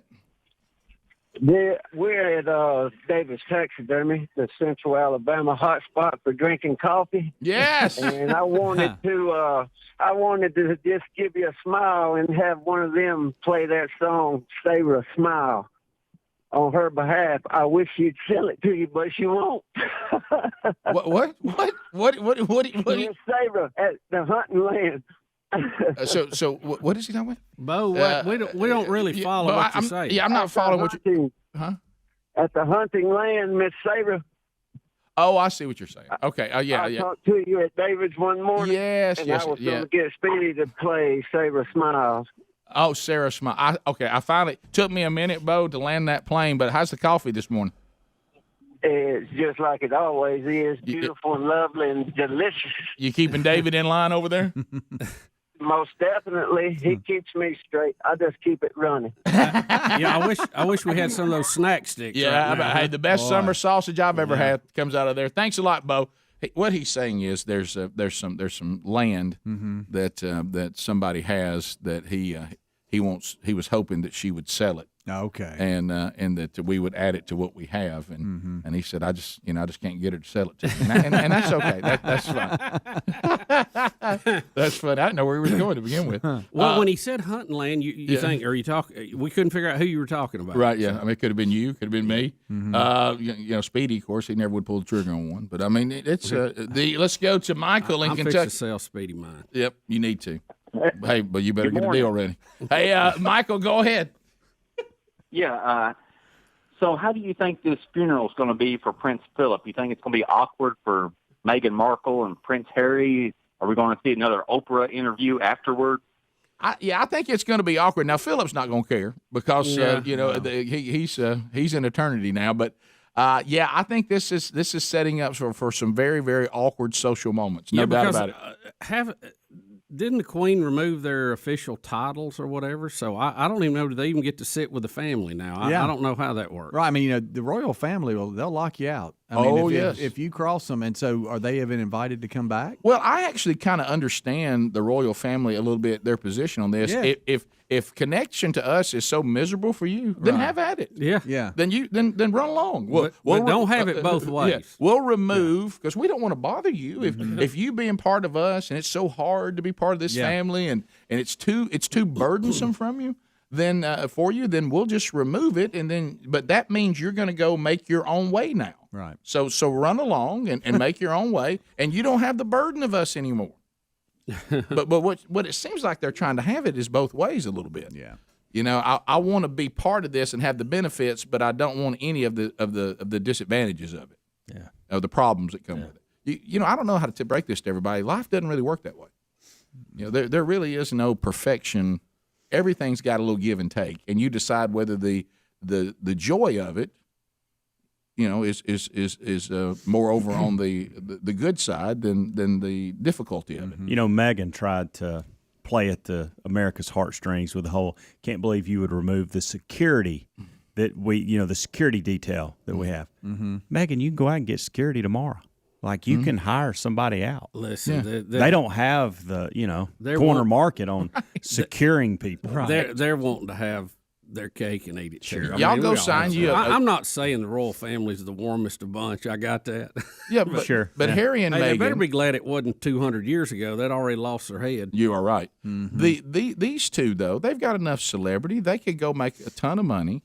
They can do books. Yeah. They could do their own show. They could do a podcast. There's all kinds of things they could do to make a lot of money because of the place they found themselves, the platform they were given, and they can monetize that, be free, hire their own security. To your point, and live out their lives. I mean, I deal with this in my own life, dealing with my own children. Look, if you don't like the way we do things, once you become an adult and you can pay your own bills, then have at it. Then you make your own. But let me tell you what we're not going to do. Can't wait till I give that speech. I can't wait till they get old enough to where I can have that. Well, listen, let me tell you what's not going to happen. I'm not going to fund you, and you live in rebellion toward me. Now that's not going to happen. Yeah. Because so if you don't agree with how things must be done under my authority, then you must get under your own.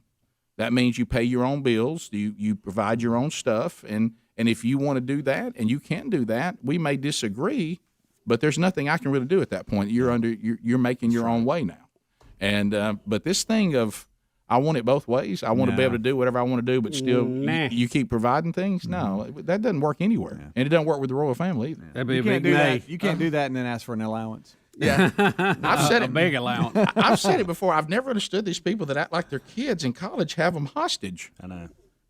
Cut them off. I mean, if they don't know how to act, tell them that they can pay their own way to college. You know, now if they're paying their own way, then that's a different deal. But if you're providing everything for them and they're rebelling against what you demand, and you think maybe your faith demands, and they won't do it, cut them off. And then they can go to work, or they can find a way to pay for college themselves. They don't have you hostage. Yeah. And that may be the most loving thing you've ever done. We'll be back. 866 We Be Big is the number. We'll come back with more phone calls. There's lines available. We'd love for you to be part of it. 866 We Be Big. Check our website, Rick and Bubba.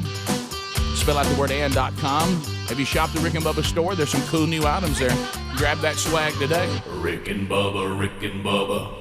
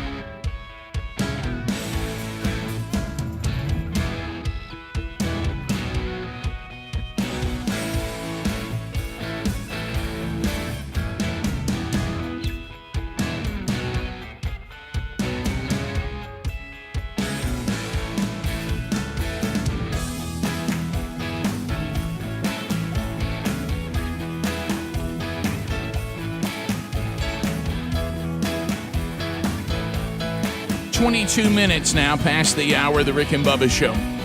866-WE-BE-BIG is our number. More of your phone calls coming in, and there's lines available, and you can join us right now. We'll start with Ethan out of Decatur. Ethan's got us on 100.3 The River. Ethan, thank you for your patience. If you want to get in, lines are available now. Ethan, what's on your mind, buddy? Ethan. Morning, Biggins. Let's go, Ethan. Grass, Green Acres. Hey, thanks for the call, buddy. Yes, sir. What's on your mind? So, real quick, I was on the way to the gym this morning about 4:30 listening to you guys. You got on CrossFit. Yep. So, it just got me fired up, ready to go for this morning, a little workout. So, the first rule of CrossFit, right? I don't. You may be surprised that I really have not really immersed myself in the CrossFit community, but so I don't. I do know that a lot of people into I it. do know the best joke I've heard, and it's not new, is if you want to know how you know if someone's doing CrossFit, because they'll tell you. What's that? Exactly. Yeah. That's exactly what we talk about CrossFit. We don't tell everybody about it. Yeah. So just want to tell you I was fired up this morning, but more importantly, and you got on the topic of sharing with others and things of that nature. So we have directly after on Fridays, we have a small group of men that young men that we meet every Friday morning. They're actually going through a book. So I'm at CrossFit Protocol in Decatur. It's Steve Bateman's book here at First Bible in Decatur. It's Brothers Stand Firm, and it really captures the minds of men and how we need to lead as men. So I really just wanted to share that, and more importantly, above CrossFit, obviously, just wanted to share that with you guys. Well, thank you, man. I appreciate that very much, and I'm glad to hear you guys are getting after it. And nothing fires us up more than knowing that there's men taking time to grow spiritually and to have a system of being discipled from spiritual infancy to spiritual maturity. And if you've been listening any amount of time, you know that that's something we definitely feel a call to here on this program, on advancing that and developing the strategies and all that. And so that's great news. I'm kind of surprised he has time to read with all that CrossFit going on. I'm telling you, it's there's things, there's terms that I never knew, and they really get frustrated because I can't seem to just understand the movements we're doing or the exercise just by the names, and I can tell that's starting to bother them. Yep. It's the power snatch versus the full snatch versus the hang power hanging this, and what I normally do is just say, now show me again what you want me to do, and I can tell they're like, you've been here for 2.5 years, right? Just dial that in, right? Can't you look up on? And I said, I'm sorry, and where I go, and you got to watch for this because you can be injured really, really easy. Some of our orthopedic friends say they love CrossFit because it bought them a lake house, but it is because some of us get in there and think we're still young when we're not, or we don't listen on good form. And I realize now, I'm so old now, that good form is not something I can casually think about. Yeah. It's something I must be committed to. And where I go, they do a really good job. And I know some people like to rush. Every single time they go, let's go over again how you do it, how you don't do it. Let's be sure you're warm. Let's be sure you're stretched. And again, let's do it this way. And I admit at times you go, well, are y'all going to show us this forever? And you know what they say? Yes, we are. Yeah. Because you need to do it right. And be leery of places that go in and you don't do any kind of warm up, you don't do anything, you jump right in. That's those places you get hurt. Right. Let's go to Marie in Huntsville. Marie, welcome to Rick and Bubba. Go ahead. Good for pickleball too. Yes, you might want to stretch for pickleball too, Bubba. Meghan Markle really just managed to. She wanted the romance of being a princess and to be married to the royal family. But she doesn't want any of the responsibility for it because the royal family has a job to do. So she's bitching about it now. Unfortunate, but true. Yeah, well, that's kind of what we said a minute ago.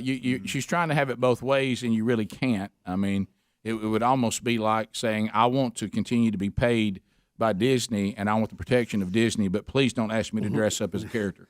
Don't ask me to come to the parade and wave. Yeah. They probably won't cut that deal for you. Did you see that story we have there about the guy who ran from one to the other? Yeah. I know. That's incredible, isn't it? From Disneyland to Disney World, or whichever way. I don't know if this hurts any. We discussed that story in the kickoff hour. The guys were really. Y'all rip this apart? Well, go ahead. Rick, when you think that somebody has run from one to the other, it took like, I don't know, 6 months, 8 months. 6 months? Took some time off, and his dad passed away, which is horrible.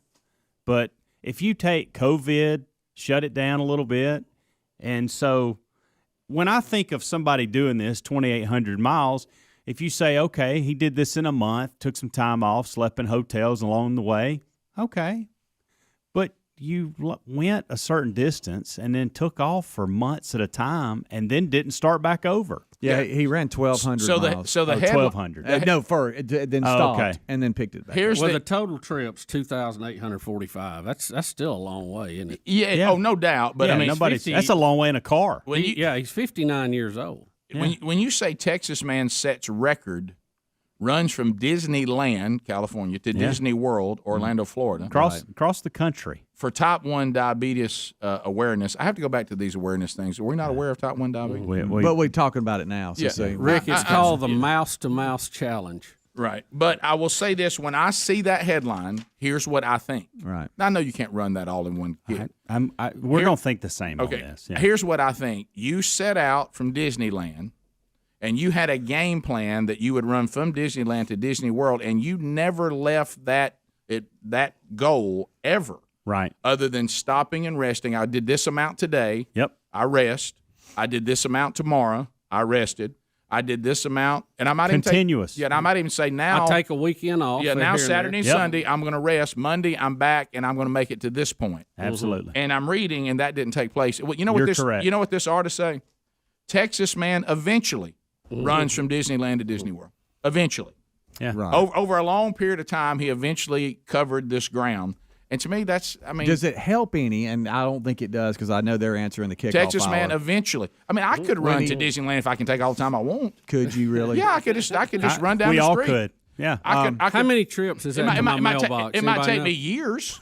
It might take me years. Yeah. But eventually I could cover this ground. So when he starts out, his mindset was, I'm going to do the whole thing. And to our point, his dad had lung cancer, COVID. Well, he had to stop and take care of his dad and all this kind of stuff. So then he picks up about 4 or 5 months later and then finishes off. Wish he would have started over.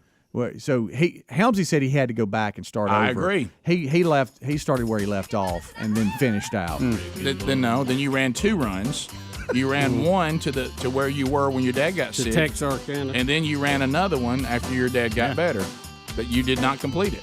You did 2 halves. How many shoes you think you wore out during that? Oh, my goodness. So. Well, he had plenty of time to get him some new ones, Bubba. How about this? I think I'm going to run it, and I just got to do it before I die. Rick and Bubba, Rick and Bubba.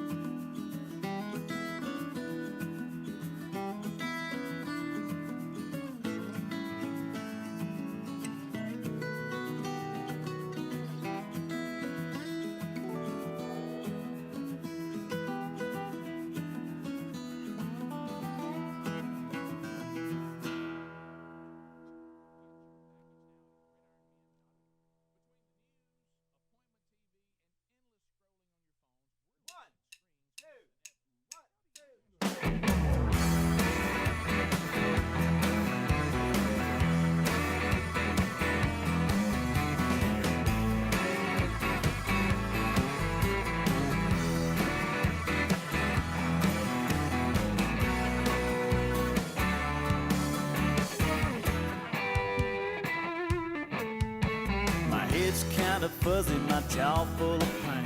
You can bet I ain't speaking to Annie again. Just yapping about therapy. Well, you know the best cure for an outlaw like me. Less thinking, more drinking. With my friends Jack, Bud, and Jose. Less talking, more rocking. With my friends Jack, Bud, and Jose. Girl, your doctor don't see what this relationship needs. Is a search with Jack, Bud, and Jose. Yeah, I know I shouldn't have done it, but Sue was right there on the next bus.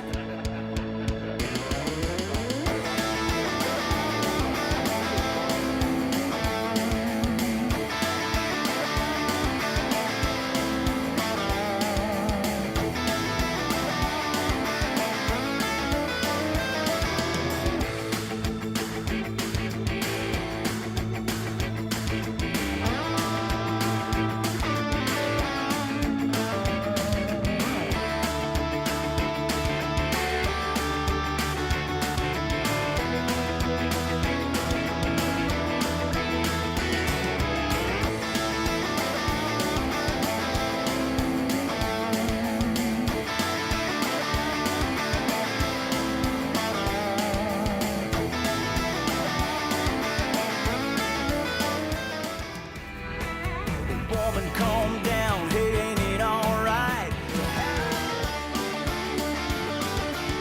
35 minutes now past the hour of the Rick and Bubba Show. Thanks for being with us. I do want to point you to buyraycon.com/Bubba. Man, I love getting all the emails about people who love the E25s, and they start at about half the price of what you're going to see the other companies trying to charge you for their earbuds. And some of them, as you know, you have things hanging out of your ears, which is not exactly the best look. Looks a little odd. Here is an email that we got from Sherry in Georgia. She said, my husband and 2 teenage sons and I all received the Raycon E25 earbuds for Christmas, and because we heard you guys talking about it. The sound quality and the noise cancellation and the fit were even better than you guys had even prepared us for. February comes, and my oldest son lost one earbud. Now, she says teenage boys with exclamation points. 6 weeks later, his brother finds the missing earbud in between 2 river rocks in the driveway. It had been out in torrential rains, heat, pollen, and I thought it was ruined for sure, but he put the earbud in the case, charged it, and I'm happy to report and shocked to report that the Raycon E25 earbuds still works perfectly. The sound is as great as the day it came out of the box. Sounds amazing, and apparently these earbuds can survive the elements. Already about half the price of what the others want you, so why are they charging you more when the Raycons seem to be the same, if not better quality? And we're going to get you an additional 15% off if you go to buyraycon.com/Bubba. Buyraycon.com/Bubba. And you do that, try them for yourself, and we know that you'll love them. All right, so update on Hunter Biden. So Hunter Biden, this is kind of this Hunter Biden laptop thing. The last we heard from Hunter Biden is that he said he doesn't know. It was at CBS interviewed him on the said he doesn't know. I mean, she asked him a direct question: is this your laptop? Might be, might not be. Yeah. You know, I think I would have followed up and said, okay, Hunter, do you know where your laptop is? Are you missing one? Have you ever had one? Do you have one now? You know, let me ask you this. So they found one. Did you lose one? I mean, so he said, I love it may not be. Now, people are saying there are things on this laptop that are so bad, and you said, Hannity even said, that he was advised not to receive what was on the laptop, you know, even if he wanted to prove it, because it's so bad that you don't want to be tied to it like it now it's on your computer. Yeah. So I don't know what it is, but hey, he wants us to know. He's on Jimmy Kimmel now. He's making the round. He went from I'm not talking to hey, I'm out doing interviews now. Oh yeah, we got to talk about it. Rick. Yeah, and so he tells well, Jimmy. He knows no one's going to call him on it. No, it's just all shucks. Yeah, it might have been mine, right? Not. I mean, it's not like he's a Clinton, but it's close. Right. Yeah. I mean, very close. You know, any of these old Democrats have been around forever. They don't ever pay a price for anything. No, they're never held accountable. And so Hunter Biden is telling Jimmy Kimmel, we're talking about his laptop as a red herring is what we do. Yeah. We're just trying to. So here he is. I've seen you on some interviews and, talking about the laptop. This became this big thing, the laptop. And when they ask you if that was your laptop, you say you don't know, which is hard to believe unless you read the book. Yeah. And then it's kind of like, I'm surprised you have shoes on. Yeah. Yeah. I made it today. Pants were the problem. Pants were the problem. Pants are always the problem, really. Yeah. No, look, I really don't know. And the fact of the matter is it's a red herring. It is absolutely red herring. But I am absolutely, I think, within my rights to question anything that comes from the desk of Rudy Giuliani. And so I don't know is the answer. Do you ever wish you'd had Apple Care? Yeah, that would have been a good. There's one other thing I want to ask about That's a good one. Yeah, it is. All right, so now this is the new play where instead of hiding Hunter Biden's drug problems, we now embrace them and say the reason why he doesn't know anything is look at all the drug abuse he had. Right. He has no idea what's going on. But he doesn't. He's not high right now. No, he's not.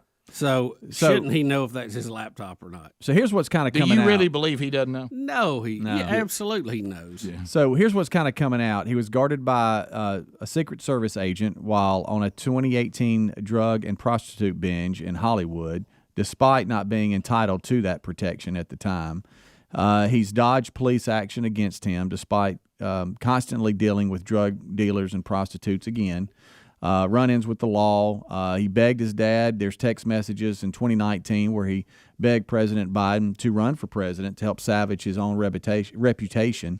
And there's about 103,000 text messages, 154,000 emails, about 2,000 photos, and some so bad as I was telling you off air and you just mentioned, Hannity said that he didn't even know how to describe them because they were so vulgar that I can't even give you a description of what I'm seeing. They're so bad. But let me ask play devil's advocate here. So all of this comes out. It's all confirmed. Everybody knows this was part of his life. Doesn't he just say, well, yeah, I did do some terrible things? Yeah, and I think that's... And then what are you going to do? What can you do to it? I think the part that is more concerning is where, he had the emails where he was offering access to his dad. Exactly. Right, and that's the question I'm asking. Yeah, that's the question. And he's admitted he was put on these boards because of who he was. He didn't have expertise in this stuff. So did he sell access to his dad? But nobody's going to ask those questions. So and that Bubba, and right before the election, it was all about big tech. Basically, shut this down, and you couldn't tweet about it. You couldn't put anything out about it. They basically shut it all down because they didn't want that connection to what Bubba just said to be known. So y'all have answered the question. If because you're not big tech is more powerful than the United States Congress right now. They will not act, and they have stalled on this. And at one point, we needed to let a fledgling internet economy take off and not stifle it. But now it's bigger than the Congress. They tell the Congress what they're going to do and not do, and they decide what news stories are going to be put out and not. A lot of people get their news from them, surprisingly. But, I mean, the traditional media has gone so far left, people don't trust them either. What do you do? Yeah, so you've answered my question because the fact that he was a drug addict and did all kinds of, debauchery. Mm-hmm. No one's going to care about that. I mean, okay, yeah, that's true. But you're saying if they get in here and see that he was selling access to his dad, right, and things like that. But again, politically, the left's not going to remove President Joe Biden. That's not going to happen. No. Mm-hmm. And so forensic experts. So I just kind of wonder. We're going to come out of this and say, hey, the Bidens are, hey, they're dirty. And man, they really use their influence that they've had in the government. I've seen the documentary about him helping out his brothers, talking about Joe Biden. Uh-huh. I mean, aren't we just going to end up and everybody say, hey, the Bidens, man, that's a greasy bunch right there. And everybody goes, yep, looks like it. Yep, that's it. And then move on. Then what? Yeah. I mean, you know what you're going to have? Everybody who already doesn't like President Biden is going to say, see? And everybody who turns a blind eye and supports him is going to say, so what? Still better than Trump. At least it's not Orange Man. Mm-hmm. I mean, nothing's going. What is this going to accomplish? Nothing's really? going to happen. I mean, it's interesting. Mm-hmm. It's interesting, and it's good to know these things, but nothing's going to change. Well, his dad gave the attorney general his job. He's not going to go against the president. And if they all did, all he's got to do is pardon him. Right. Nothing will happen. He can go out. He tell everybody everything he's done now. Right. He's got a get out of jail card. Mm-hmm. Big Joe taking care of it. Well, forensic experts have proven that it is, in fact, Hunter's Of laptop. course it is. But prior to the election, Of as course we it just is. talked about, Of course it is. The Russians were involved. We don't know if it's even his. They put stuff on there. Right. Yeah. You know, let me tell you, I doubt the Russians were involved in this. What they are involved in is a massive military buildup on the Ukrainian border, and we better be paying attention to that. They're about to end the Ukraine as we currently know it, and we're supposed to be protecting them. Thank you for that dose of reality. Yeah. Right here on Friday. But here's the thing. It's like, I go back to what I said. I mean, listen to what Bubba just said. I'm an engineer. I can't drop a microphone and feel good about Right, it. but listen, but nobody cares about that. I know. I mean, Isn't that we're something? living, like I said before, we're living in a fake world. We are living our lives in this country as if we are small children sitting down with a play world, pretending and playing. It's like we've lost our sense of reality of the things that are really big deals. And it's not. It just doesn't seem like we live in the real world anymore. Everything that we see and hear and consume is all fake. There's false narratives, fake stuff, and then when you bring up something like what Bubba just did, people are like, "Really? Huh? What?" I mean, because huh? And bigger than that, they don't care. No, they don't care. That doesn't affect their timeline on Facebook and Instagram. No. But what happens with all these things is sooner or later, everybody's forced to care at some point. But then it's too late. Yeah. 15 minutes to the top of the hour. Rick and Bubba, Rick and Bubba.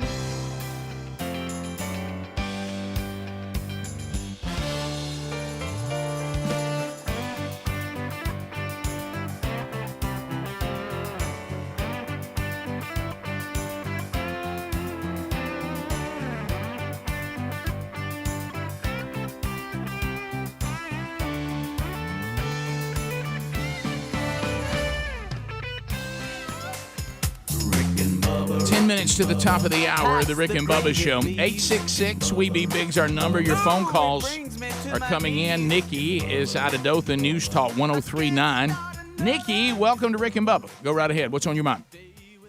Well, hey, guys, I've listened to you guys with my dad for years. I really appreciate Thank you. I just wanted to ask, how is it okay for, I did drugs, it's my laptop, I can't remember it, but yet we want to hold someone accountable for when they flirted with someone when they were 17 years old at a party and it made her feel bad.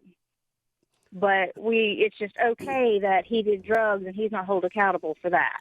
Well, if you take the name Biden away from him and you put, let's say, Trump, one of Trump's kids, DeSantis, or Rubio, or Cruz, it would be 180-degree different treatment by the media. And we all know that. Yeah. We just know that going in. The big corporate media people they've sold their soul, speaking of that earlier. Oh, they wanted so bad for Trump's kids to be able to find something on them, and they really weren't able to do it. But it wasn't for lack of trying. But, yeah, if this was one of Trump's adult children, oh, my goodness. I go back to this 60 Minutes thing. 60 Minutes has been historically one of the more respected news organizations, one of the more respected shows. What they tried to do to the Florida governor is, I think, criminal. I mean, they absolutely edited his answer so that it looked like he was dodging the question. Yeah. And he didn't. If you see the unedited video, he answered it in great detail. And crushed. And they took that part out. Yeah. They took that part out and then put it on a national broadcast trying, and look, it's very clear what they're trying to do. It's like the tech companies. They're liberal. CBS is liberal.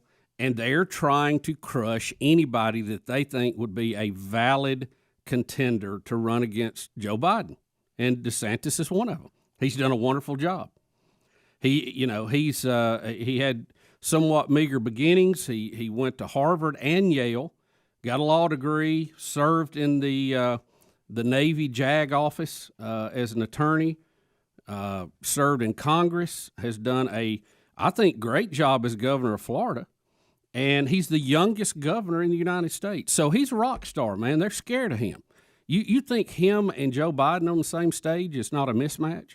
Yeah, and no matter where you're on the political fence, it should bother us no matter who does it, is for a reporter to ask someone a question and they put a narrative at them. We think this, and then they give fact after fact after fact after fact. Disputing that says your accusation has been now refuted with facts, and they edit out their facts being refuted, and then they show you that edited out. We shouldn't want that on any news source about any political candidate or any person when they're asked a question and they answer it. Rick, the high school newspaper would not allow that kind of reporting. Right. Okay, much less 60 Minutes.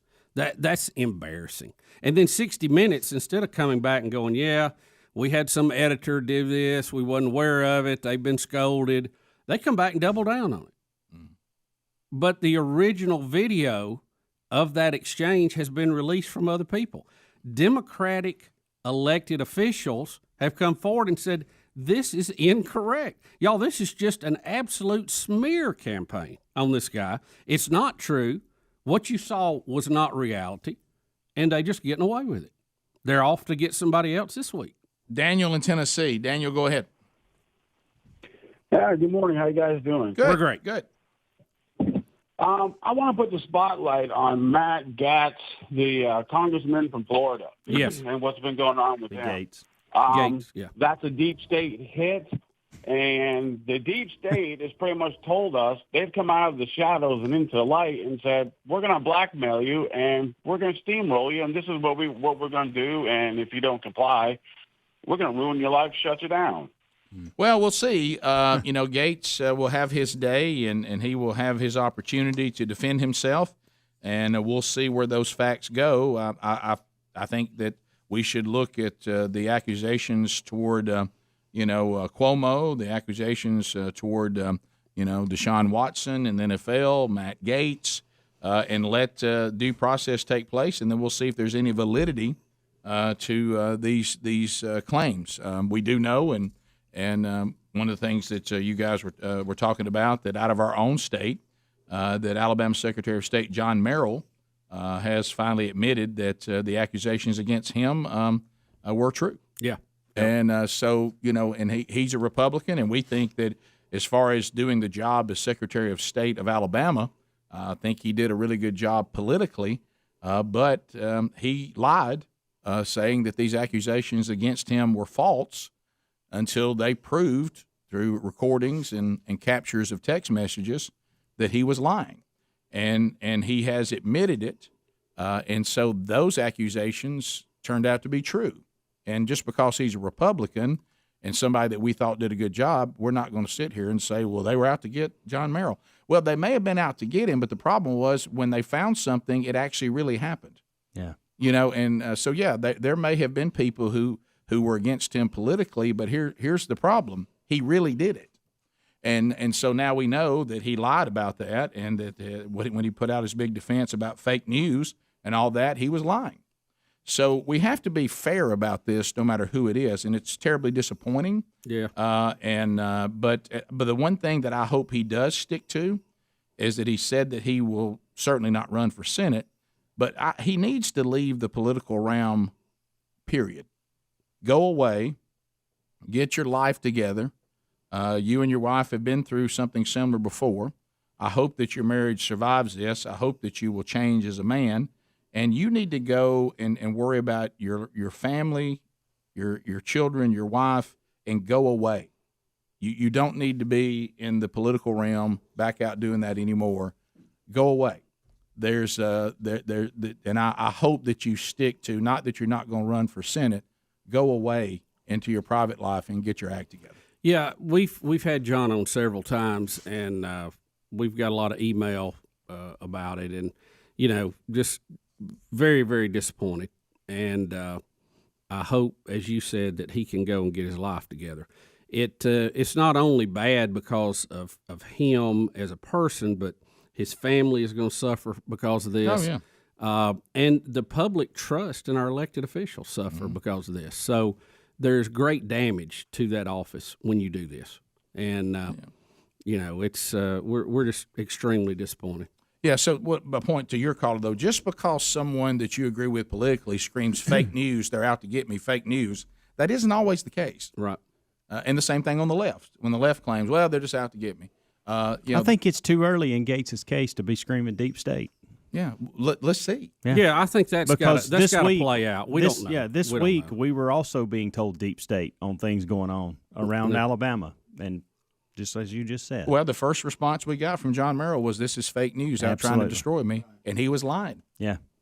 He really did it. Yeah. And now he's admitted it because he didn't have any way out.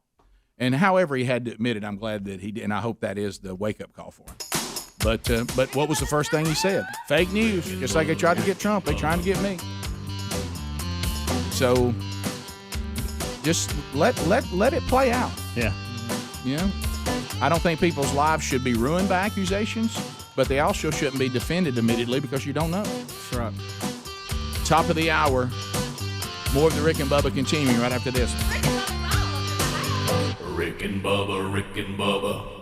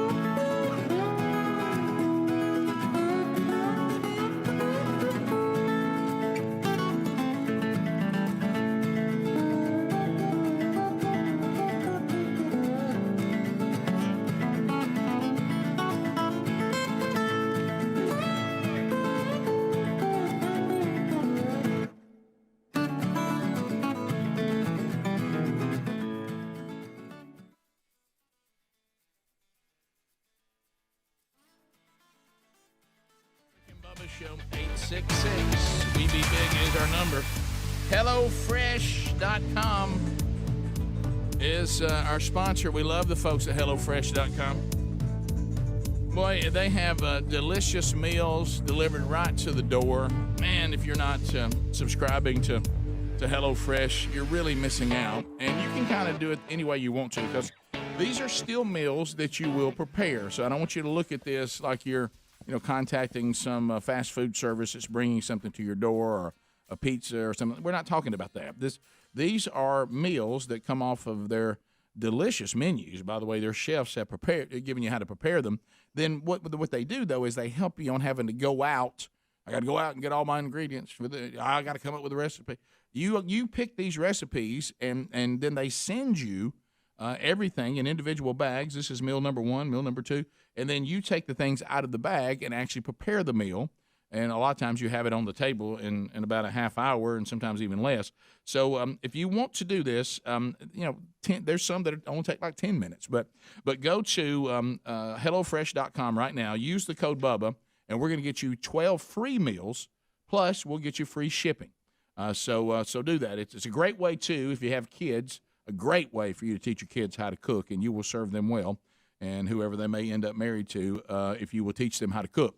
That's 12 free meals plus free shipping with the promo code Bubba at HelloFresh.com. There's also a link at RickandBubba.com under the sponsors button. To the phones we go, and troll.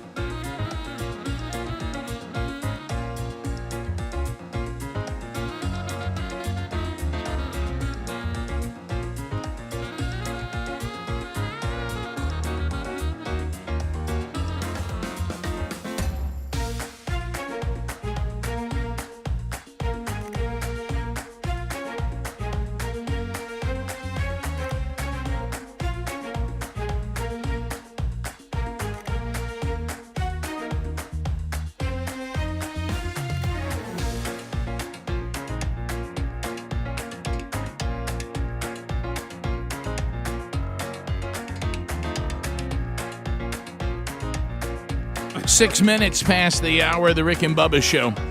866 We Be Big is our number. Thank you for being with us on the program today. Greg, and the shots ring out. The O'Reilly Auto Parts upcoming events, Cleveland, Tennessee tonight. Looking forward to being with you. Field, Woods, Water at First Baptist Church, Cleveland. Excited to be there. Can't wait to get a chance to spend some time with all of you that'll be attending that. You got a chance to speak tonight. TheManChurch.com back out on the road April the 22nd. We'll be at First Baptist Church, Opelika. They go in now into year 2 of our discipleship strategy. Our new curriculum will be coming out here next week. They're already into that. We sent it to them early because they needed it, but it'll be available to everybody next week.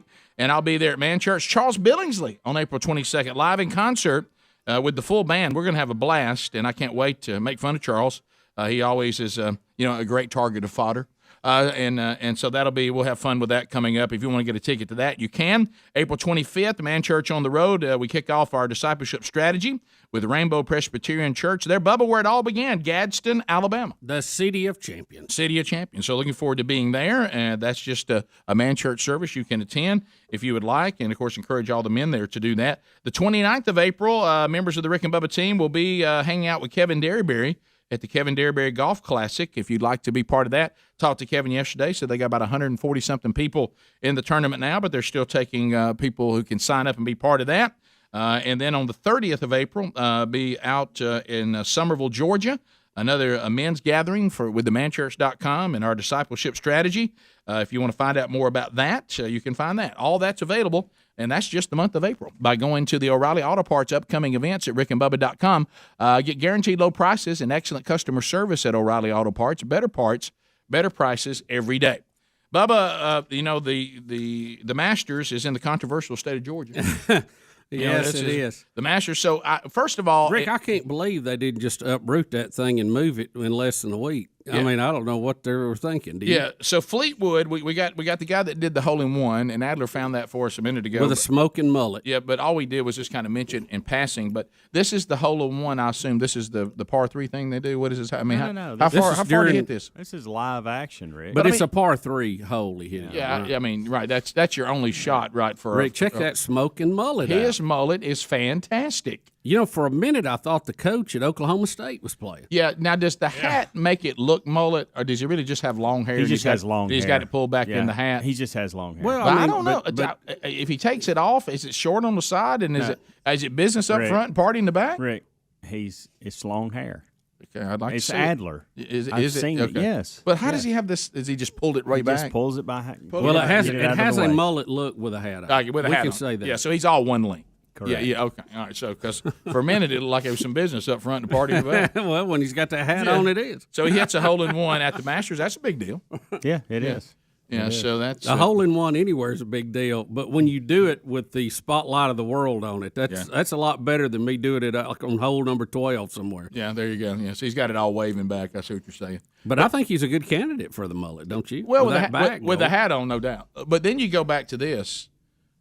Does he now have to feel guilty because he's hit a hole-in-one in Georgia?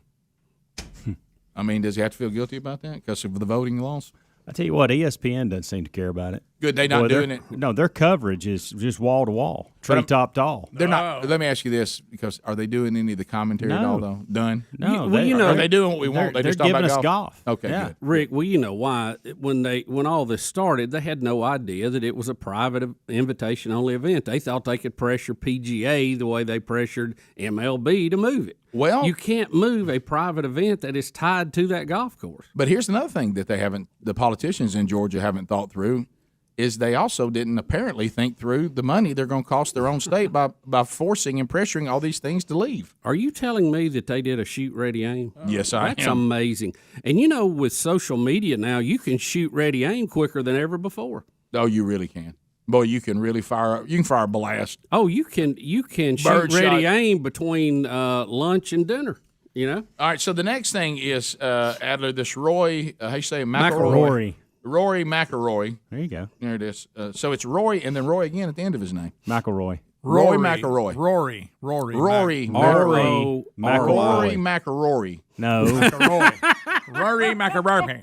Macaroni. This is why I don't like doing golf segments with y'all. Macaroni. Roy Mac or Rory? No. Just stop. Just say Rory. Just say Rory. Is this what it feels like when we talk music with you? You know, Greg and I. No, because I don't sit over here and make fun of it. Well, you've heard me say before, it's an incredibly skilled activity. Sure, and I agree with that. We actually agree on that. Incredibly skilled. If you can drink beer and keep playing, it's not a sport. Yeah. Of course, these guys don't do that. Right. But, Right. yeah. Yeah, right. But it happens. It does. And old people can still do it. Yes. Okay. Yeah. So there's old people there doing it. Incredible skill though, and phenomenal skill. Yeah. And a game that I wish I had actually started playing. I think I would have enjoyed it. Helms, But it's too did late you- now. It'd take too long for me to be good. When we were talking to Jesse yesterday with the Savannah Bananas, I asked him, as a for instance, how we might liven golf up some. And I know to golf purists that's probably profane language, but just to get his off the cuff ideas about golf. Did you hear him talking about any I of did that? not. It was I'd really already good. started. Well, you'll love it this weekend when you. Well, he agrees with us. He believes there should be no sport that people have to be quiet. Yeah. Is that his next project? I agree 100% with that. Yeah, I mean, it shouldn't. Tennis, golf. It shouldn't happen. People at should be Augusta hollering, National. yelling. The tennis thing is ridiculous. And I will say this: college tennis has made it a change on that. You can be as loud as you want, whenever you want. Good. Do all of them do that, or is it just by conference? I know the Big 12. The few have changed matches it. I've seen, they're loud. It and appears it's rowdy. all the I time. mean, rowdy. And for the fans, that makes it more fun. It does. Yeah, I mean, if you're trying to shoot a foul shot and they got them squiggly things, they're screaming and doing that, or you're trying to kick a field goal and the place is going Yeah, nuts. we would never watch a basketball game. Everybody had to be quiet every time you shoot a foul shot. Jesse was describing if you're at a pro golf tournament, and it was pretty funny. He goes, "Oh, there was a perfect swing. Oh, here's another guy, perfect swing. Here's another group, perfect swing." He said there's a reason the biggest crowd's at the end because there's a party going on waiting on them to get there. And you know what I've noticed too in college tennis, if you've got two Big dress courts playing and it's rowdy, they don't seem to be bothering the court behind them at all. No, what does it They're matter? just kind of going about Well, their Hams, day. we've all played. Me and you particularly have played a sport where you're supposed to be quiet, and we've played sports where they're kicking the bleachers. Yeah. If you get used to it, it doesn't bother you. No, you don't hear it. It's when when you go to the foul line to shoot a basketball, and everybody gets quiet, it bothers you. You're like, wait a minute, why ain't they making noise? Why is everybody being so quiet? But anyway, back to Rory McIlroy. He hit his Nailed it. He hit his own dad with an off-target shot. He sure did. Now, what are the odds of Pegged that? him right in the leg, I believe. Yeah, right. So he hits Hard too. Don't shout away. How about when you hit your own daddy? He let it get away from him a little bit. Oh, there's his daddy. Yeah, right there. Oh, I didn't know we could see it that good. Oh yeah. Peppered him. Rick, I'm going to say that hitting your own dad, the odds of that is just about as high as me hitting the same guy twice on the same hole. Which I'll never forget. You got to admit, that's the math on that is incredible. My favorite part of that story is when the guy throws his hands up in the air And leaves. after you hit him the second time and says, "I'm just not supposed to be here." Yeah. I mean, That's on him. If he gets hit a third time, that's on him. Yeah, you get hit twice on the same hole by On the the same same golfer. hole. Right. What are the odds of that? But what about to you hit hitting your your dad? dad? Yeah. I mean, What about that conversation at We've dinner come to later? find out they got in an argument right before, and he did it on purpose. Sorry, Pops. How about Dad this? got I'm away from me. Thankful it didn't hit him in the head, by the way. I know. It could have been a lot worse. I guarantee he's got a mark today though. Oh, that yes. ball, You better that believe came a it. long way. You better believe it. The only one would be worse would to catch a Bo Jackson, about a 2 foot off the ground, hot smoker. We saw somebody get hit by that one time. That was not pretty. No, it was not. Matter of fact, that sound, I don't even like the sound of it. It's kind of like frying bacon. Yeah. Compressed. When people get hit with something like that, with that kind of force, it makes you sick to your stomach. Yes, Yeah. Did you? So who's doing well? Is it too early to talk about that? On the Justin Masters? Rose is pretty much owning it. He's everybody else was pretty beat up yesterday. A couple people managed to salvage rounds after finding themselves in a ton of pine straw. How's the weather? Weather's beautiful. I think they are going to get some rain over the next couple How of is days. the crowds? How are they dealing? Very with limited. Very limited crowds, How's which Randolph bothers me a Jr.? little How's bit. Randolph Jr.? This is why right here. This is why I don't like talking golf. Hams, as you know, One of my favorite things that I will do all weekend, and my favorite people that I would like to talk about this with, I can't. Yeah, I know. I never thought about that. That's why we have very limited tennis and ham radio talk. I will venture out to people that I hadn't talked to in 6 months this weekend, just so I can have a conversation about this sport. I love when he said the people I want to talk about with the most. I can't. I never thought about that. You've been Rick, I robbed. just asked a simple question. You've been robbed of that experience. 13 years now. We'll be back. Rick and Bubba, Rick and Bubba.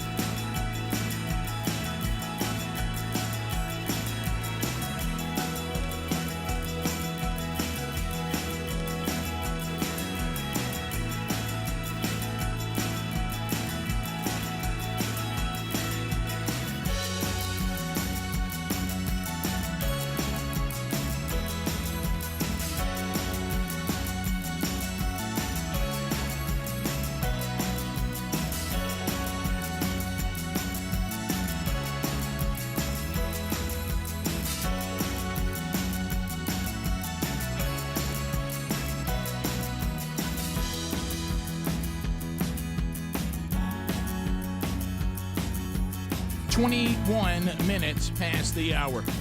The Rick and Bubba Show, 30 seconds a pop, all 10 lines. Well, most of the lines are available. And this is a time for us to get a lot of you in here. Let's go. So 866-WE-BE-BIG, 30 seconds a pop. At the end of 30 seconds, the buzzer sounds. Your time on the program comes to a close. And while you are lining those up, and again, with 10 lines available, boom, it's easier to get in. And then because of the troll, boom, we get that line, go, you're moving. Let's keep moving. I love to see a line that's moving. I don't like to see a line that's bogged down. So anyway, 866-WE-BE-BIG. An update. These updates continue on Tiger Woods' collision, the latest collision. There's now, among some of the revelations they're seeing in this 22-page collision report, some new details about the collision, the sequence, and the aftermath. And this is one that seems kind of odd, and some of you in the medical field maybe can weigh in on this. They said that the legendary golfer's blood pressure after the crash now was too low to administer any type of pain meds after the crash. Couldn't do it. Blood pressure was too low. And they said that it says, according to the data from the vehicle's black box recorder, Tiger was also going in a straight line with no steering input detected until some slight steering movement registered late in the recorded crash sequence. Almost like he was falling asleep. Yeah. Low blood pressure. I don't know. It's just a very strange story still. Said if Woods had applied his brakes to reduce his speed or steered to correct the direction of the travel, he would not have collided with the center median, and the collision would not have occurred, according to the data prepared by Sergeant Michael Downing. So some odd revelations. Yes. To Coy in Birmingham, 104.7 WZZK. Coy, you got 30 seconds. Go right ahead. Come on, Coy. Hey, so I was wanting to talk about Hunter Biden having no recollection of meeting the stripper to whom he got pregnant. So obviously the drugs took that from him too, right? Yeah. Well, that's going to be the new thing. The drugs, I just don't know what I was doing. I have no idea. Let's go to Dusty. It's almost like he was abducted by aliens and doesn't remember any of it. Yep. Glenwood, Alabama. Dusty, go ahead. 30 seconds. Good morning, fellas. Hey, Dusty. I'm just going to let you know, I sold my wife and daughter on going to Buc-ee's yesterday. I'd never been to one before, but I just heard Bubba talking about it and how wonderful it was. So we loaded up. We went over there. We're from deep South Alabama, so it was a good 2.5-hour drive for us to Buc-ee's. But we actually had to be up in Birmingham for an award ceremony for my daughter anyway. Went to Buc-ee's. I needed that. We had the sliced brisket sandwich. We had the dried okra. We had the... Buddy, I'm sorry. I looked for timeouts, and you were not given one. What dedication, though, to get to Buc-ee's, you know? Oh, yeah. Well, I'm glad. I was glad to hear, though, that he was coming to Birmingham. I was a little worried when he said how far he had to drive until he said he had another reason for coming. Yeah, and his question that was on the board was, have I been there yet? And I have not. I'm not against it, but I'm not. Is this like something you're on now, Rick? Some holdout? Is it? I just, you know me. I'm going to go to Buc-ee's when I end up over there by it. Guys, I'm not going to make a trip to I don't know that. Has Greg been? Greg goes by there every day. Have you been? You been to Buc-ee's? See? He really ought to be the one that. Now, there's no excuse. No excuse. Yeah. Why aren't you? Two times a day, Greg, you pass it. Just can't quite get off at that. Just can't quite make myself. I've been here since 2:30. I got up at 2:30. Been here since 4, and doggone it, ready to get home. And I'll be honest. And I know when they built this thing, it obviously doesn't affect a lot of people, but it's not a off-on real quick exit either. You got to be go committed. Down the road, come in, turn here. You know. And I don't end up in that area a lot, but if I end up in that area, most of them are not on an off ramp. Yeah, I mean, no, but you know what I'm talking about. Yeah, you got to double back, get over there too. Do a little doubling. No, I will tell you this: when I'm traveling, I only stop at the convenience stores that you come off the exit, turn over to it, and when you come out, you're going back on the exit. Yeah. I don't go deep into a community for one. Who's going to have to do push-ups for leaving the door open? I didn't go out that door. I went out this door. Maybe Speedy. But you were the last one in the studio. But I didn't come in and out of that door. I don't think we've established the rules yet. Yeah. And Speedy does phones this hour. I didn't open that door, he would so not. therefore... Speedy's out of the discussion. It's either me or Greg. Who left his or door? Greg or me. Who left that door open? It's either I went out be. this door right here and came back in this door. I went in that door and came back in that door, but I don't know if I was the last one in studio. I may have done it. I don't know. Yeah. Well, let's all do them. I'd like to see you do a push-up. Well, if I did, I'll do it. You know what? I don't know think if that I did or not. the problem is with you. I don't think. I think I was sitting here the whole time. I believe that. I believe if you got in the push-up position, could you even get your hands on the ground? Well, it'll be more of a a teeter-totter look. Kind of look. Yeah. It's not that; it's getting back out of that position. It's going to be the real trick. Let's go to Casey in Pelham. Casey, welcome to Rick and Bubba. 30 seconds. Go ahead. Hey, what's going on, guys? Good. Hey, I just want y'all to know, man, that I really love you guys, man. I listen to y'all every day. Thank you. I just moved to Alabama not too long ago, and I just found you guys, and you guys helped me spiritually. I'm a veteran diagnosed with PTSD, and you guys really help me out every day, man. So I just want to call and let you guys know that. Wow, it's very kind. And Thank thank you, you, Casey. Very nice. Thanks for the service and the sacrifice for our country. And I'm glad that this is something that can help you a little bit, man. We owe you more than that. I'll do the push-ups for y'all if y'all need to. I bet you can. I bet you can. I would not want to do push-ups with you. Let's go to Clay, Huntsville, 100.3 The River. Clay, go ahead.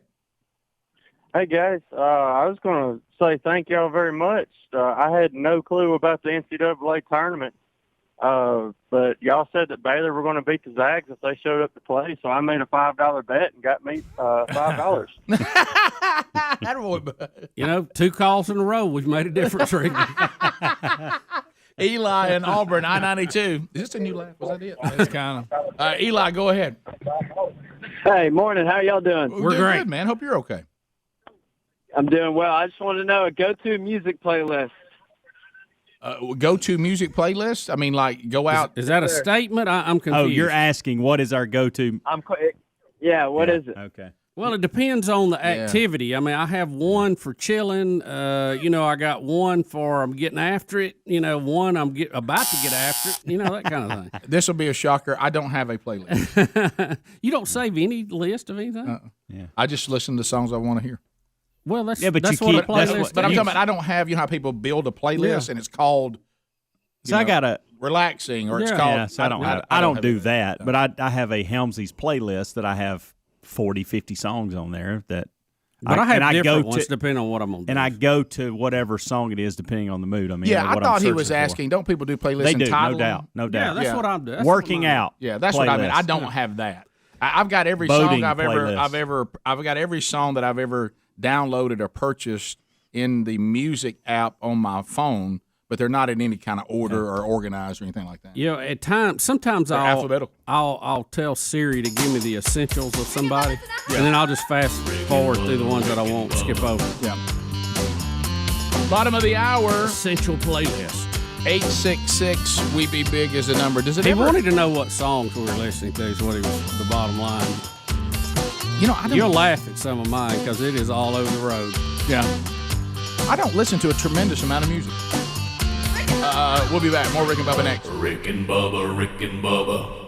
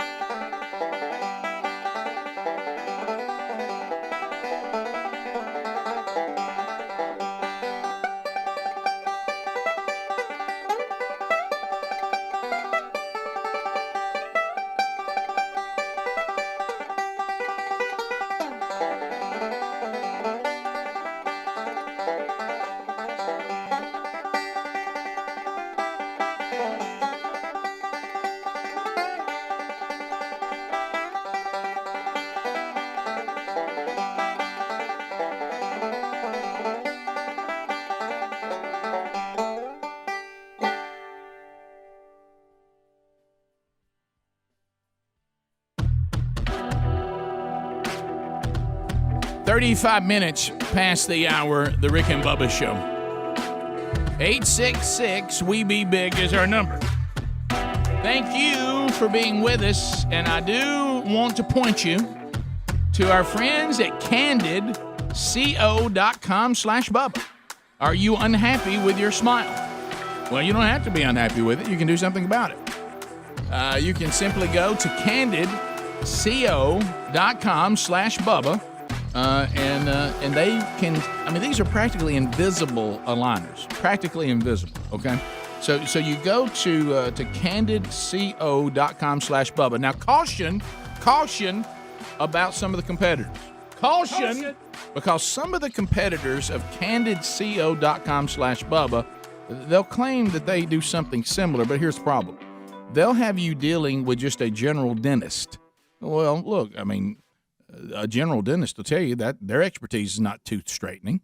You need to be with an orthodontist, right? So with candidco.com/Bubba, they only work with orthodontists. And the orthodontist that assesses your situation, sends you the aligners, will work with you through the whole process, and you're going to see results pretty quick. Now, the average treatment is 6 months for it to be completed, but you'll see results quicker than that.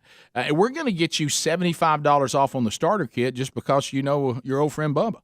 So go to candidco.com/Bubba and use the code Bubba. Okay, there's also a link at rickandbubba.com under the sponsors button. Couple of stories, Bubba, as that keep coming out of the pandemic and the lockdown and all of this. Some pet dogs need expensive therapy. Really? After lockdowns. Really? Mm-hmm. Now, why is that? Well, gosh, Bubba, I guess we've discovered that maybe animals that have always lived in the outdoors and, of course, come from an ancestry of living outdoors, if they're locked down in a house and not allowed to go outside, it kind of freaks them out. So I don't know how we know when a dog needs therapy. Bubba, here's when a Manhattan resident called Bubba about their pet. He was anxious and upset. You know when my dog gets anxious and upset? If he thinks he's not going to eat. Right. He somehow perceives we might be going to the vet. Yeah, they know, don't they?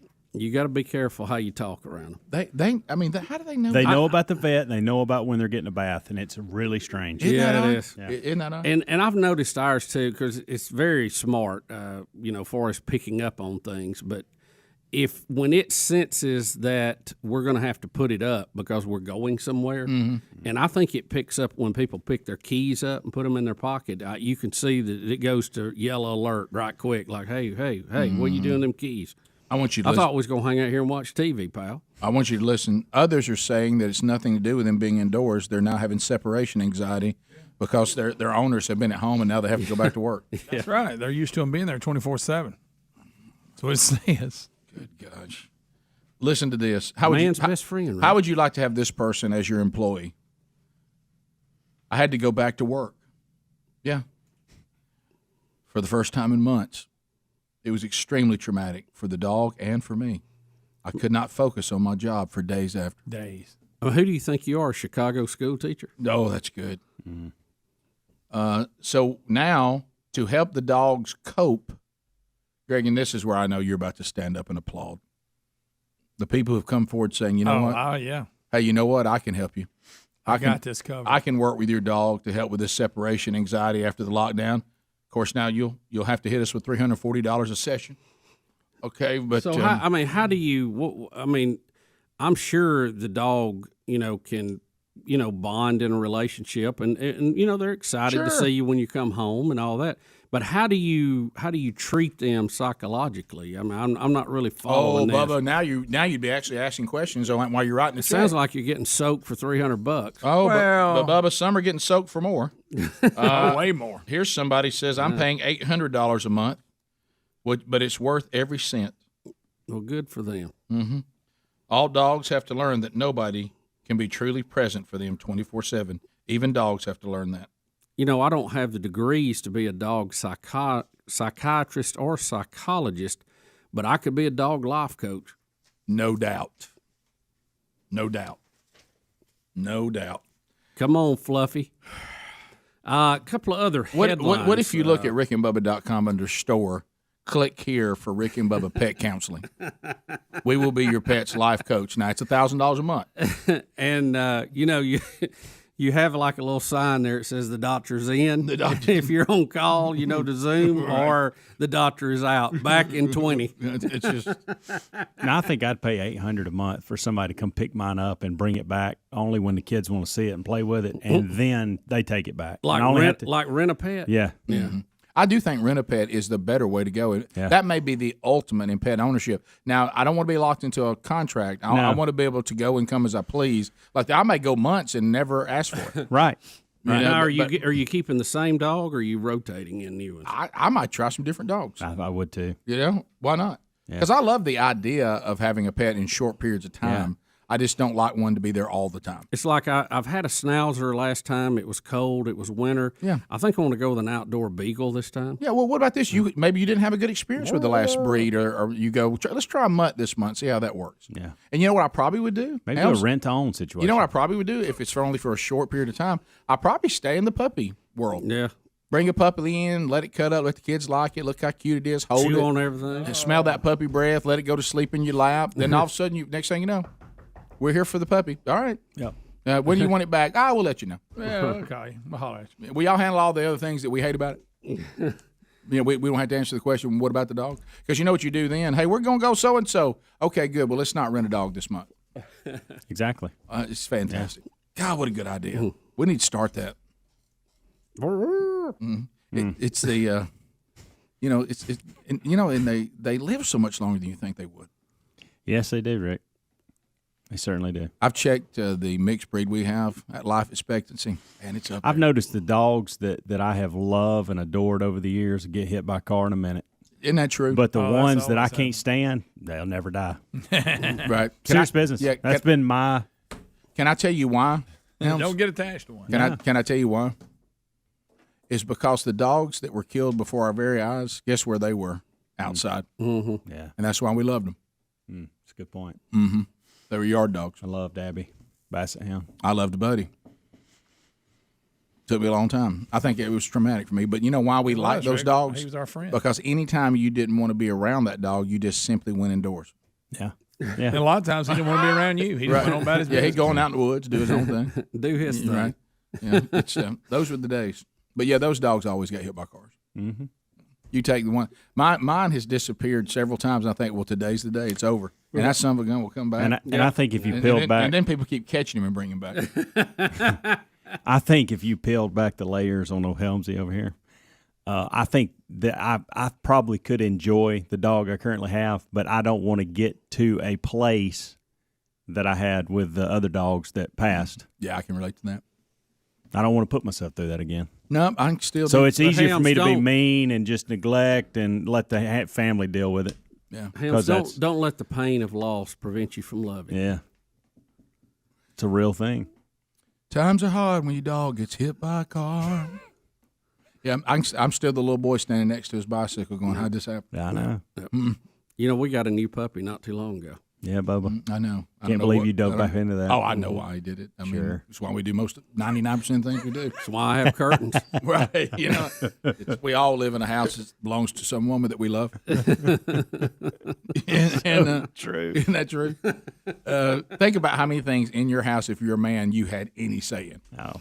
What is or funny, you would though, have there if you weren't married to a woman you love.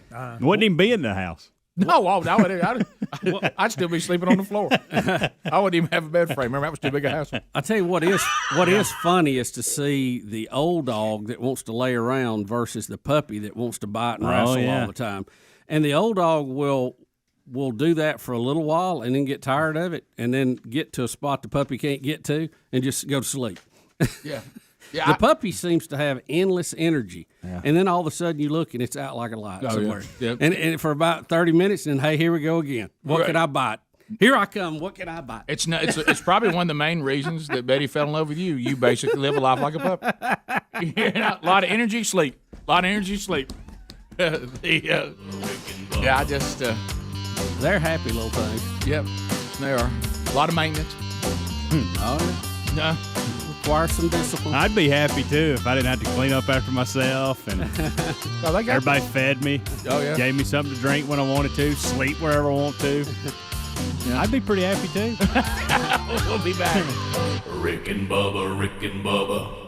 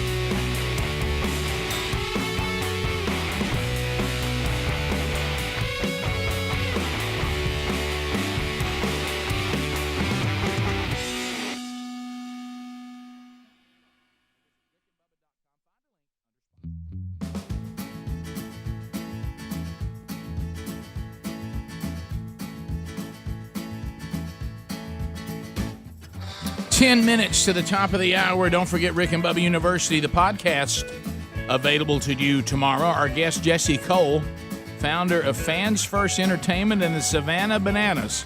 It's a great podcast. I think you'll really enjoy it. Yep. He's really got something going there. He does. Fun guy. So enjoy that this weekend, wherever you get podcasts. All right, so Bubba, update us. We got some headlines, some updates. What's going on? Well, just a few stories, Rick. We want to at least get you the headlines on NASA's little drone helicopter that it has on Mars. You know, the rover has dropped it off. They've been putting it through tests. They actually had it spin its blades, and they say this weekend, hopefully Sunday, they're going to take it for its maiden flight on the Red Planet. It'll be the first time we've had powered flight on another planet, and it will be remote controlled from Earth. Hey, man, did you see there's a rainbow up there, which means there's life? Have you seen it? It's right there in the picture. Wasn't really there. Yeah, well, you part of the deep state then. That's right. That's right. But anyway, it's pretty funny to see those pictures that the rover sent back of the little, it kind of dropped it underneath it and drove off. So it's out there. And now the rover's taking a picture of it, and it's, spinning its blades up, putting it through the So we're test. about to get up and go. Ready to go. Ready to fly. Well, how about that? Also, Rick, the Nike, It's amazing, by the way. Nike has settled its lawsuit over the so-called Satan shoes. Yeah, what's happened with the Satan? That came out roaring, no pun intended, and then it went away. The agreement in the settlement calls for a recall on all 666 pairs. They settled the lawsuit against the shoemaker who's doing these modifications after the trademark infringement case was brought up. The sneakers were custom versions of the Nike Air Max 97 and allegedly featured traces of human blood. They sold 666 pair for a little over $1,000 each, but now they'll have to recall all pairs and provide refunds to the customers. I want you to understand that you are living in a world where someone can modify some Nike tennis shoes into Satan shoes with blasphemy all over them, and 666 people bought them before you, like that. Yeah, $1,000 each. Now they point out that price tag on. They point out in this that LNX was not a defendant in the case. They actually sued the company who did the modification on it. Which is interesting, Bubba, because I remember we were talking about it, and it is true that there's a company that modifies shoes, and they've been doing this. I guess now this case will be precedent to say that none of them can do it. Well, I don't If you know. have an issue, if you have an issue. I don't know if it's because of what it was and the controversy around it or whatever. I don't know how it'll play out in the future, but Nike definitely won this case.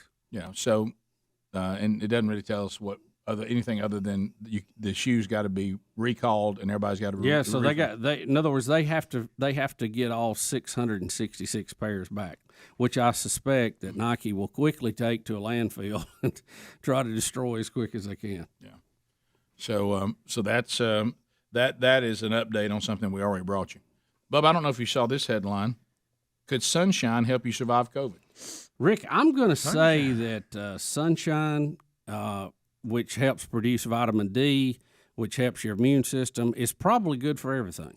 Yeah, I don't know if you've noticed this. What's the one thing we say about someone when you see them and maybe they're like a gamer that lives down in their parents' basement and pasty white, and they always look sickly. Yep. Yeah. You're like, man, you got to get out. You got to get outside. Can I just say this?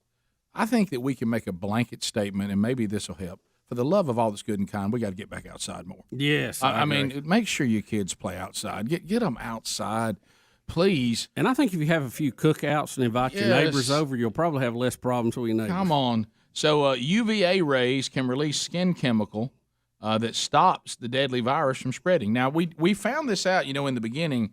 There were people saying all along, we are really not seeing much. People don't seem to have as much issue when they're outside in groups as opposed to if they're inside in groups. Well, and I think that makes sense. And there's a lot of common sense that goes with that. And the bottom line too. But this may play a role too. They never really said this, but if you read between the lines in this and the way this virus was airborne. I mean, it was being transferred via the air, not in the typical way we say airborne, but that's why you're wearing a mask, because it's airborne. Yeah, there was no way we could have continued. And I know we said this before, but it has to be said every time. There's no way we could have continued the grocery stores, the home improvement stores. We could not have continued that if it really was living on the surface of things. Right. It would have been impossible to keep cleaning up all that. And I know a lot. There was a big scare about that, and people got all involved. But I'm with you, Bubba. I think at the end of all this, we're getting confirmation that the biggest issue was you're around people and it gets out in the air, and that's how people were getting it.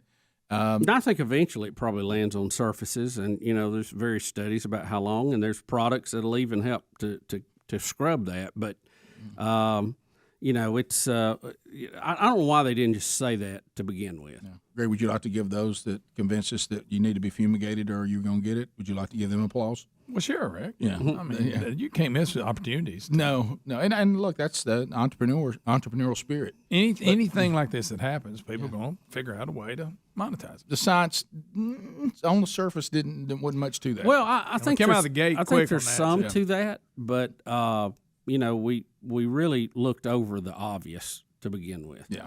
But telling us to wear a mask, but wouldn't say it was airborne. Yeah. If it's on the surface of something, I really don't need a mask, do I? Yeah, and so now our state, as of today, as you said, the road to Damascus, as the pastor said that you heard last Sunday, that's a good which one. is hilarious. So we're pulling into Damascus today. As a matter of fact, at 5:00. The mandate is over today. Yeah, in as our far state. as far as a state mandate. Yeah. Now, individual people can make their own individual choices. Now, I will tell you this: there's some cities that apparently have some scientific study we're not aware of that is in conflict with what the state health officer has. But I guess it's whatever makes you feel good. No. If you want to require people to continue to wear a mask in your business, and I don't. Yeah, now the business owners are totally different. Or in your, this thing, the cities. Every time we've tried to figure that out, that's been very confusing. On what authority the mayors have. That's been a wild ride. But do cities have health officers? I know. That's what I'm saying. I don't know. But the bottom line is, if there's a mask requirement. It may be. I just think it'll be good. And I don't have to be in that place, meaning I don't have any choice. Yeah. It's one of these places that I have to be. I'm not going to go anywhere that requires me beyond today in my state to wear a mask that I don't need to go to. Rick, I would say this: if you are not going to require a mask in your business, I would call your local Rick and Bubba affiliate, get you a radio schedule, let everybody know, and you'll have all the business you want come Monday. Amen. Yeah. Especially, as we said, some of these places where you have to walk in with it, but then you can take it off at any point. I mean, that doesn't even... It was an attempt. It doesn't make any sense. I know. It's just... Can you... I mean, that doesn't make any sense. Well, the idea is that, any limit is better than no limit on spreading it, but right.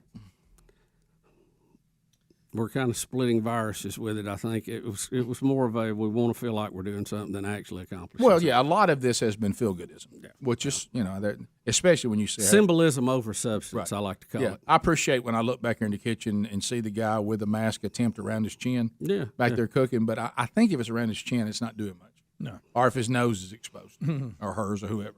And it's probably hot back there. Yeah, and I understand that. I'm really not that worried about it. I mean, it's. I think we have done what we set out to do.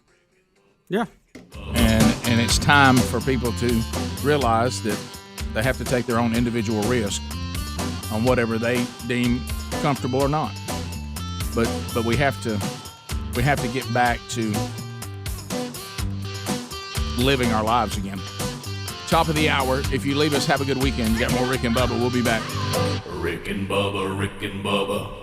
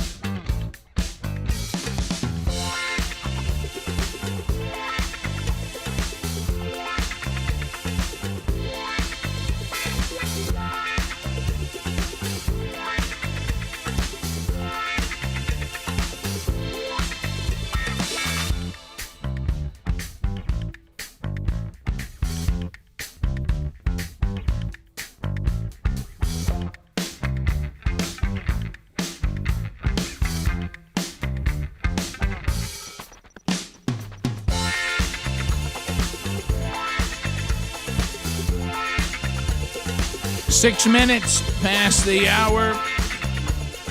The Rick and Bubba Show, we thank you for being with us. We have much to do going forward on the program.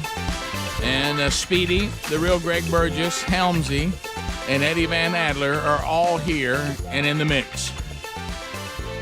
We welcome back for a brand new hour.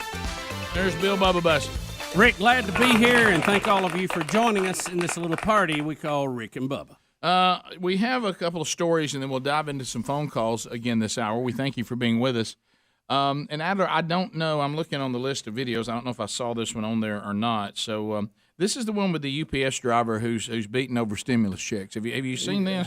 Yeah, it's a United States Postal Service worker. Yeah, I'm sorry. I thought it said UPS. Yeah, you're right. So a postal worker, and we have. It's a beatdown too. It's man. Yeah. So a postal worker, and this is the headline, is savagely beaten by two women. Right. God, that video is disturbing. Trying to get stimulus checks, so they're trying to steal them, other people's stimulus checks.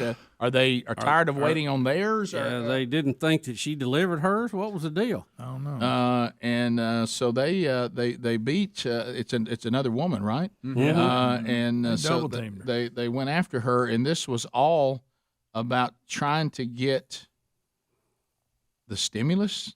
It says it's not clear what led to the incident, but even the van that she was driving, the USPS van, was badly dented. Yeah, and they pounded the postal worker on the back of the head. And I watched footage of it. Yeah, and there's some pictures going on of it here. Yeah. Oh yeah, there's video out there. It's very disturbing. I mean, they're.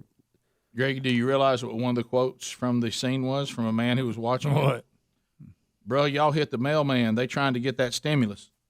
That's one quote. That's one of the quotes. Okay. Well, Rick, that sums it up there. Yes. So I don't understand. Again, are they trying to get their own stimulus check that they don't think's gotten to their mailbox quick enough? The story I saw really didn't spell that out. But let me ask you this: if it's a federal offense to tear up a mailbox, what do you get for beating up a postal delivery? You know, Bubba, that is a great. We always heard that our whole life. Yeah. Hey, It's printed on there. Have we don't ever mess people's mailboxes? Have we ever put anybody in jail for tearing up mailboxes? I know, we act like the jail's full of them. Yeah, I mean, has anybody ever been prosecuted for that?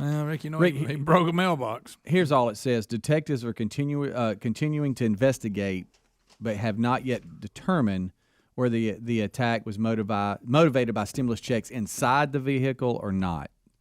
So I don't know. I have a feeling it's where's my stimulus checks? They're not in the mail, and then like she had something to do with that, and then it just escalated. You think? Yeah, I get, because if you stole other people's stimulus checks, I mean, you could try to go out and cash them, I guess, but you're going to need ID, and you're going, maybe they shouldn't need ID. Maybe that's right. Yeah. Maybe I don't know. Maybe you should just be able to cash any check with any name on it. How about when you're fighting, a minute is a long time, and they're saying that the beating lasted at least a minute. I mean, you would think the post office would really jump on this, because if you let this start, you're going to, mail delivery is going to be. Mm-hmm. I'd like to also ask. Very suspect. I hate to ask this every time. The people. There it is. There's the video. Yeah, I see it. The people standing around filming it. Why aren't y'all helping? Yes, it's men too. Sadly, why are these men not pulling these women off? There's two people beating up somebody else. Off this other woman. Why are they? They doing got Red that? in the bind. Yeah, Red's trying. I mean, she stood up at the end. She gets in her face, but wow. I wonder for the language here, because this person may be explaining what they're doing. I don't think I'd show the language. No language. No, but it looks Rick, like you read that statement. I mean, yeah, right. But they after that stimulus, sound like some mental giant giving it. Well, we also have another guy that screamed, "Y'all all gonna go to jail." Okay. But why are we not pulling the women off of the postal worker? Well, Rick, we got a shot. We got to film it, Rick. Yeah, right. I mean, I got to film it. I know you don't want to get hit, or I understand, but I mean, shouldn't you? Isn't it a common thing to come to the defense of anyone that's being beat down by anybody else? You should. But especially if it's a postal worker. Now, I mean, the U.S. Postal Service might give you a special mailbox. Do you see the one person who's getting some kind of jab in while still holding their cigarette in their hand? Yeah. We got no shoes on one of them. Mm-hmm. Standard. Any fight, there's going to be no shoes. Somebody's not going to have shoes on. Somebody's going to have at least one shoe off. Well, I hate to bring this up, but if you have a an account and you pay taxes and they just transfer it into your account, it's a lot quicker than waiting on a check. I know there's probably a bad time for that, but that is the facts of this case. No, it is. So who would ever think if the government starts sending checks that people start acting like it's it ought to be expected? I mean, never affects anybody's attitude. No, it doesn't. So I don't know why they were this upset. It doesn't seem real clear, like you said in the story.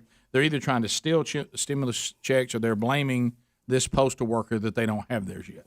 I don't know which one it is. Right. But there's absolutely no fear. I mean, think about, you pull up, get out of the car, confront the postal worker. You're in the car. It's got a tag. You're easily traced. No fear at all. Just beat her up for a minute and then take off. Yeah, it's one thing to be upset about the stimulus check, but it's very difficult to get one while you're in jail. Yeah, they won't let you cash it, Rick. No, they won't do it. It'll go to somebody else. So there has to be some attitude somewhere that says, I think I live in a world that I can beat up a postal worker, grab stimulus checks, and nothing bad would happen to me. Assuming I can just cash stimulus checks that aren't mine. And you know you're being videoed, right? I mean, it's pretty clear. It looked like several people video. Yeah, kind of wish at least one would have helped. We need a little more on the story. Yeah, so if anybody's heard anything on this story other than what this attempt at journalism has given us, and maybe nobody knows yet. Maybe they're working it out, but you would think you would hear them. It looks like they're saying something to the postal worker. Sadly, the language is so bad I can't play it. But it looks like they're saying something to her in the very beginning of it. When they first confront her at their vehicle, but and some of the things they're saying right there. And so, Rick, forgive me because I know you were reading some of the story. I was trying to find some information. Did you talk about the kids that were watching too? No. Yeah, we got two young children watching, and an elderly lady who the cameraman refers to as Granny, attempts to intervene. Did you talk about that? So Granny tried to break it up. But the grandson apparently is heard saying, "Mom, or Granny, you're going to get hurt. Don't get in there." Well, Granny shouldn't have to get involved in this. Yeah, he just kept filming while telling Granny to stay back. See, we shouldn't need Granny when you have grown men standing there that are doing nothing. I mean, shouldn't they at least break up what's going on? Y'all going to jail? One of the bystanders yelled. Yeah, I did say something about that, well, we'll see. I mean, who knows? I mean, maybe not. We'll come back. We'll do your phone calls next at 866-WE-BE-BIG. Lines are available if you want to join us right now, and we'll find out what's on your mind. It doesn't have to be about this story. It can be about anything when we come back. 866-WE-BE-BIG. Don't forget, Rick and Bubba University, the podcast, back again tomorrow, wherever you get podcasts. We talk about banana ball. More Rick and Bubba coming up. Rick and Bubba, Rick and Bubba.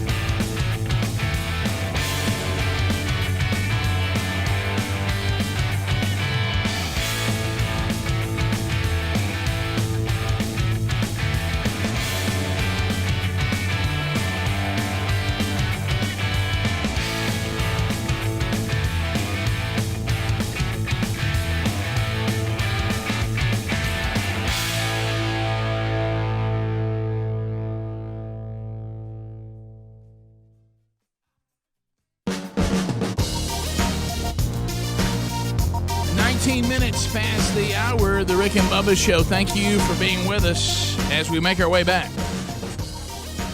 Your phone calls are coming in at 866-WE-BE-BIG, and we will chat with you. Let's start with Brian in Alabama. Brian, welcome to Rick and Bubba. How are you doing today, buddy? I'm good. How are y'all? Good. We're great. Good. What's on your mind? I was just wanting to inform you the mailbox thing is against the law. Years ago, 30 years ago, I was young and stupid and had a couple of cousins and myself and damaged some mailboxes, and we did get arrested. Did they put you in jail? Yes, sir. We did. For how long? Till I had somebody come bail me out. Okay. So overnight. Federal offense. Yeah. Well, let me ask you this: We Did they usually mention? don't let people out overnight over a federal offense? Did they mention how much worse it had been if you'd beat a mail delivery person up? Yeah, really. No, sir, they did not. Yeah, I had my mailbox knocked down a couple times, and I'm thankful to the Lord above that I was not allowed to find the people who did it during the time that I was walking around looking at it. I would have gone absolutely bonkers on whoever it was, and I would have loved to just taken my foot and just lost it in somebody's rear end. But then I had to build a fortress. I finally built a fortress because ain't nobody gets in trouble for it. No. I'd like to see a little more public scoff over that, I mean, when's the last time somebody committed a federal crime and we kept them down at the police station until their daddy came to get them? Yeah, you don't hear it much. Don't hear it much. We do that usually with people that are at a party was too loud or somebody got in a fight. Let's go to Craig in Gardendale. Craig, go ahead. Welcome to the program. I just looked up that article on that, and pretty much, like they say, picture's worth 1,000 words. Well, that picture pretty much explains the whole scenario. You look at the two beating the person, you understand our government has made it to where that's okay to attack that type of person because they can blame them because they have not delivered their check like it's their fault because they are the bad guy. Well, we'll see. Again, back to these, everybody gets their day in court. We'll see if these people are punished for beating up a postal worker, and that kind of be all we focus on. It doesn't matter, you're right, and I understand what you're saying, but we have to understand that whether you've gotten your stimulus check in a timely manner or not, we don't live in a world where you beat up postal workers. No, that's really out Probably of the not. equation. Oh, we shouldn't. Yeah. Let's go to Joe in Missouri. Joe, welcome to Rick and Bubba. Go ahead. Yes, sir. Thank you for taking my call. I just want to say that I had two uncles killed in World War II. One made it through. I served 2 terms in Vietnam, recipient of Purple Heart, Bronze Star. My oldest son served in Desert Storm. My middle son served in Iraq, and my youngest son in Afghanistan. And this is what my family has been through for what we've got in the United States government. For a minute I thought you were going to say that. It. Yeah. So what do you? And Thank I you. bless, Thank you for your I service. bless God for the last 54 years of my life because He watched over me. Well, thank you for that, and thank you for your family service. For a minute, I thought the punchline was going to be, and now I'm the bouncer at Chuck E. Cheese. All right. But the from the song of Tim Wilson, I understand, but I understand that you can't, when you served and you fought and you clawed and you did some, as you said, died, but what you guys and women were fighting for, we have had that. Okay, it's not like everything you fought for has never happened. You did save the world from tyranny along with the Allies Several times. Yeah, you did continue to, and not every war produced what we hoped it was, but I don't want our veterans to get the attitude that since we the people have let our constitutional republic be destroyed, and we're deciding that we want to embrace a country that embarrasses you. What you fought for, though, did have its time. And who knows? God willing, it might even return. But I don't want you to get the attitude that what you didn't matter because of the current state of things, because that's not really the whole story. Right. What a great sacrifice. Thank you, sir. No question. Let's go to Jeff in Huntsville, 100.3 The River. Jeff, go ahead. Hey, guys. I'll be 62 next month. In my younger days, I was dumb. I knocked down several mailboxes. Right. I've been on my own since I was 19, my own place. My mailbox has been knocked down several times. I just say, oh, well, I'm getting paid back now. That's true. Robin in Alabama. Robin, go ahead. Hello? Hey, Yes. Robin. Hey, I was listening to your little talk on the satanic shoes, and I was just wondering, it's in the same vein, I think. If you've seen Disney's Corella poster, the A in Corella is in a pentagram. Now, I know that way before my time, the pentagram was kind of a good luck thing, but as far back as I can remember, it's always been relatable to evil. So what do you think about Disney? I'm a little disappointed. Are you talking about the latest movie they're about to put out, the new The one? latest movie, Yeah, Corella. well, I would say that as evil as she is, and I saw the trailer for that movie, it seems like that there's no doubt that Disney's going a little darker. It almost has a feel of, not to this extreme, but it definitely has a feel of like these superhero movies that do the movie that how the Joker became who he was, or some of their villains. Yeah. And it kind of leaves the cartoon world, and now you're like, oh wow, they're not. Now we're talking about somebody they think is like, crazed and evil. And this new one definitely feels a little more like that. Now I don't see the A pentagram that you're talking about. On Emma, on the top. Emma. Yeah. Well, there's no question. Or is that the Anarchy A? Seriously. The circle with A, Anarchy. I think No, it's technically. my daughter told me. I didn't believe it until I looked it up. It's Technically, to be a inside- pentagram, doesn't the point have to point down, and that one is not. It looks like they're being creative with the A. I'm not as well versed on the pentagram as Right, but I mean, I think that's a standard point. I'm trying to remember. I'd have to see. Why don't somebody just pull one up? We can look at one right now. But anyway, I will say this. I'm not saying that is a pentagram in Emma Stone's name above that. It's not actually in Corella. It's in her name, the actress. But there's no doubt when I saw the trailer that Disney is going a little darker road on the story of how Cruella de Vil became who she was.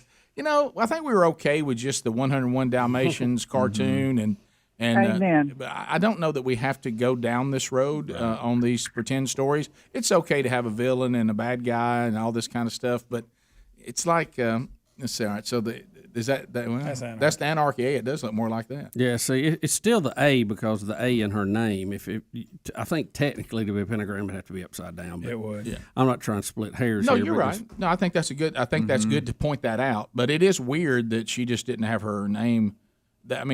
Drawing her name like that probably is more of a signal of anarchy than it is the pentagram. Yeah, see, there's because pentagram. Because Cruella, in what I saw, it feels very Joker-like. Now, I'm not saying it's to the degree of a Joker movie, but that she is all about. She's evil. She's crazy. She's out of control. Yeah, and she's trying to break down and see that's really a big difference than the other one. Yeah, if you just really look at it, that's more than anarchy. It's the anarchy. So I think that seems to be what they have on her name. Is that now, if you want to see Motley Crue Shout at the Devil record, now that is a pentagram on it. Thank you, Greg. In case y'all were wondering. Well, Greg, you know what? You brought it with another comparison. Well, I'm just so you can compare the two. Greg, thank you for yet another fact. Yeah, so Motley Crue fans were screaming that at the radio. Yeah, thank you, Greg. But so I think it's probably more an Anarchy A than a pentagram. Yeah, that's what it is. But if you want to, but there is a resemblance. Yeah, yeah. If you want to say that this Disney movie is a little darker, that's accurate. Because I saw the, Thank you. There you go, right there. That's straight from Shout at the Devil. Thank you, Greg. And so anyway, just some clarification there. Still probably not the wonderful family entertainment you want from the story of the 101 Dalmatians, but I think when Glenn Close did it, that took it into the close to Wicked. That's probably about as far as we want to go with it. But this one is the full-blown... How she became her, is that what it is? How she became her. And it feels like when these superhero movies went a little darker. Oh, yeah, the last Joker was a weird one. Yeah, and I'm not saying it's that bad, but it's not the normal deal. We'll be back. Rick and Bubba, Rick and Bubba.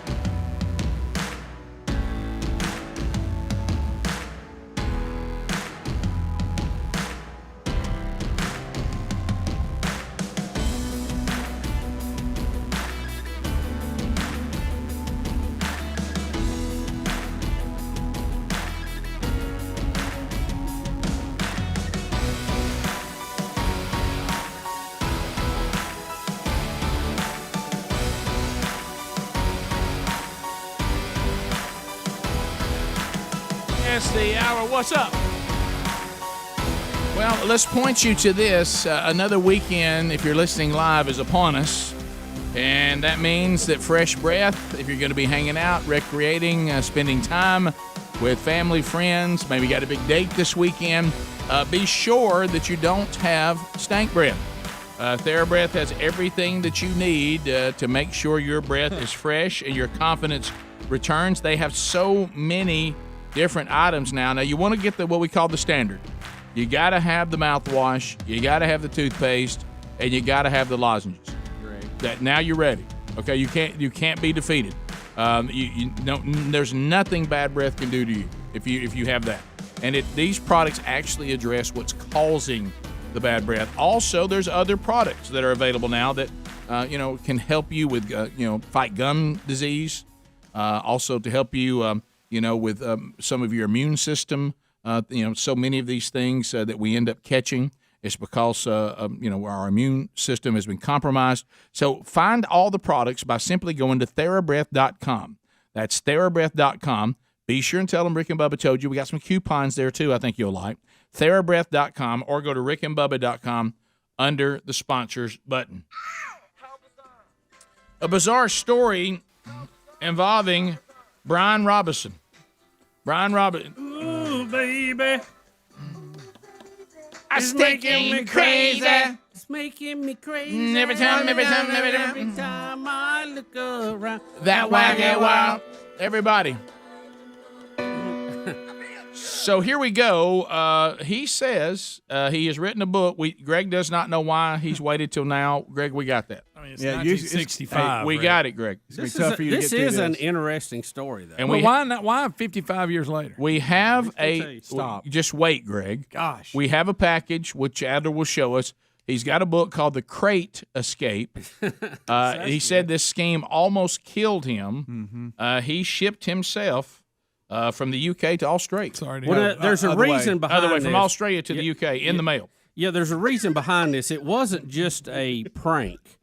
He actually had signed on to go to Australia to work on the railroad. And he got some money up front. He got some travel money. And when he got there, he hated it. And he was homesick. So he talked these guys. He couldn't just tell them he's leaving because he would owe them all this money back. So he just wanted to disappear. And the cheapest way to get back home was to mail himself. Yeah, so here it is. Here's the package. From the BBC. It was the stupidest thing I've ever done in my life. Yeah, for real. He airmailed himself from Australia to Wales in a wooden box in 65. Terrifying. I spent most of my time, I think, if I be truthful, in trying to control myself, i.e. calm myself down, because I didn't know whether I was dreaming it as time went on. I didn't know whether it was actually happening. Was I dreaming about it? Was it a nightmare? Was I really there? And then in between all that, of course, I couldn't breathe properly half the time. I couldn't move. Certainly after the first, I don't know, perhaps 36 hours, my muscles were all seizing up. He said he's searching for 2 Irish friends who helped him stow away. I bet you Just are. to say thank you. The problem is that I really don't remember where they come from in Ireland. We used to joke about their wonderful Irish accents. They were both the same age as me. I know they went to school together in Ireland, but memories fade over 56 years. I mean, they know how I got on. They must have done, because it was worldwide. The publicity was worldwide. But I have no idea what happened to them. Do we want to thank the people that didn't? They should have said, "Don't do this. This is crazy. We're not putting you in a box and shipping you airmail back to Wales." That was my next question. What kind of friends are these? Yeah, Rick, it's been 55 years. 56. There's probably no telling where they're at. Right, probably may not be around. Rick, It's amazing how he was discovered. In the box, they gave him some supplies. He had a pillow. He had a bottle of water. He had a bottle to take care of his output. Let's put it that way. They put stickers all over the box to handle with care this side up, and they purchased a ticket to mail this box back to Wales within 36 hours. It's supposed to be a 3-day trip. Well, it didn't exactly go that way. Uh-oh. It seemed, he said, to be an endless number of stopovers. He said the airport crews paid little attention to the crate's label. At one point, he said he was left upside down on a tarmac, literally sitting on his head for 24 hours because there wasn't enough room in the crate to turn around. He considered breaking free and abandoning the whole scheme several times. He played with the idea for a few seconds and convinced himself, look, you've done all of this. You can't embarrass yourself now. Just go ahead and stay with it. By the time it became unbearable, it was too late to change plans. I would say the last 5 or 6 hours of flying, I was quite convinced that it was the end. I thought I was going to die. Did you see when Who uncrated him? Well, listen, he says he said at one point in America, right, that he was in another airport. He said, and I managed to turn on my flashlight, and he said, so then the person who was looking at the crate came over and looked into it, and he said he looked straight in my eyes. He said if there was the Olympic Games going on at the time, he would have won for a backflip. I've never seen anybody backflip so far away. I think it scared the guy to death. Well, don't you know? And when he looked, there was a human being in there. And he said he was so tired and dehydrated he couldn't speak when they tried to address him in there. And said before he knew it, that the CIA, the FBI, all kind of authorities had surrounded his box. Is that how he got caught? Well, he was in the U.S. He wasn't in London. The box went to the wrong continent. He said, think about how many times they mess up something being shipped. I'm sorry, I can't put myself in that system. I mean, first, like you said, everything that should have happened with him as a human package did not happen, and he even ends up in the wrong country. And he said eventually they vetted him out and didn't think he was a harm to anyone. And he said, and I love the folks in America. They treated me very well, and they looked after me. So glad to be out of that box. And they thought I was just some silly kid getting myself into trouble. And then I think in the end he was flown first class to Wales. Wow. Pan American Airlines flew him first class. He said he was treated so well in America, he fell in love with America over this whole thing. He couldn't believe it. And, of course, apparently a lot of other people have, too. They're trying to get in. Yes, as a matter of fact, driving over the fence. He could do it. He has a lot less trouble. He can just walk in our southern border. Right. Yeah. Yes. But you don't have to get in the box. But it makes you wonder how a box that was supposed to be shipped in 36 hours to Wales ended up in the United States. And how long did it take to get to the United States?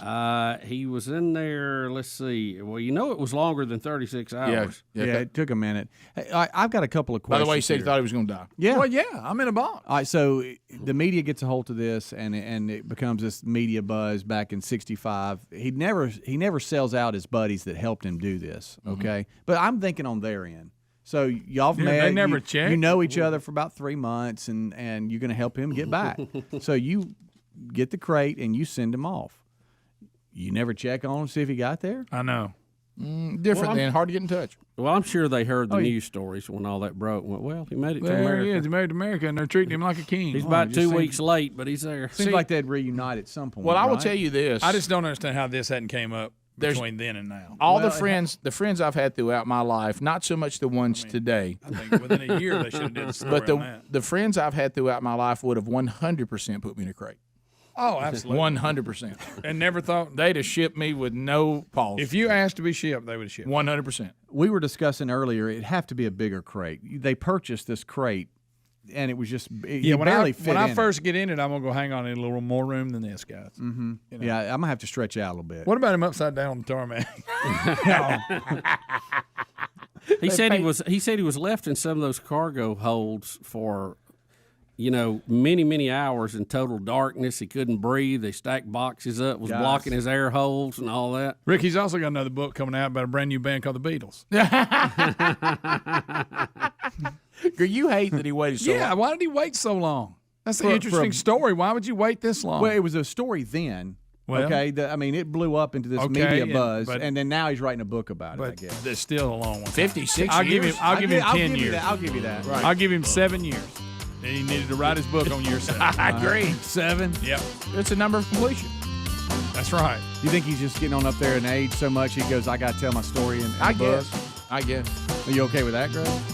I know it's been too long. Greg, you know what they said? They said that he always carries on. He never lets his luggage go. We'll take your phone calls next. Rick and Bubba, Rick and Bubba.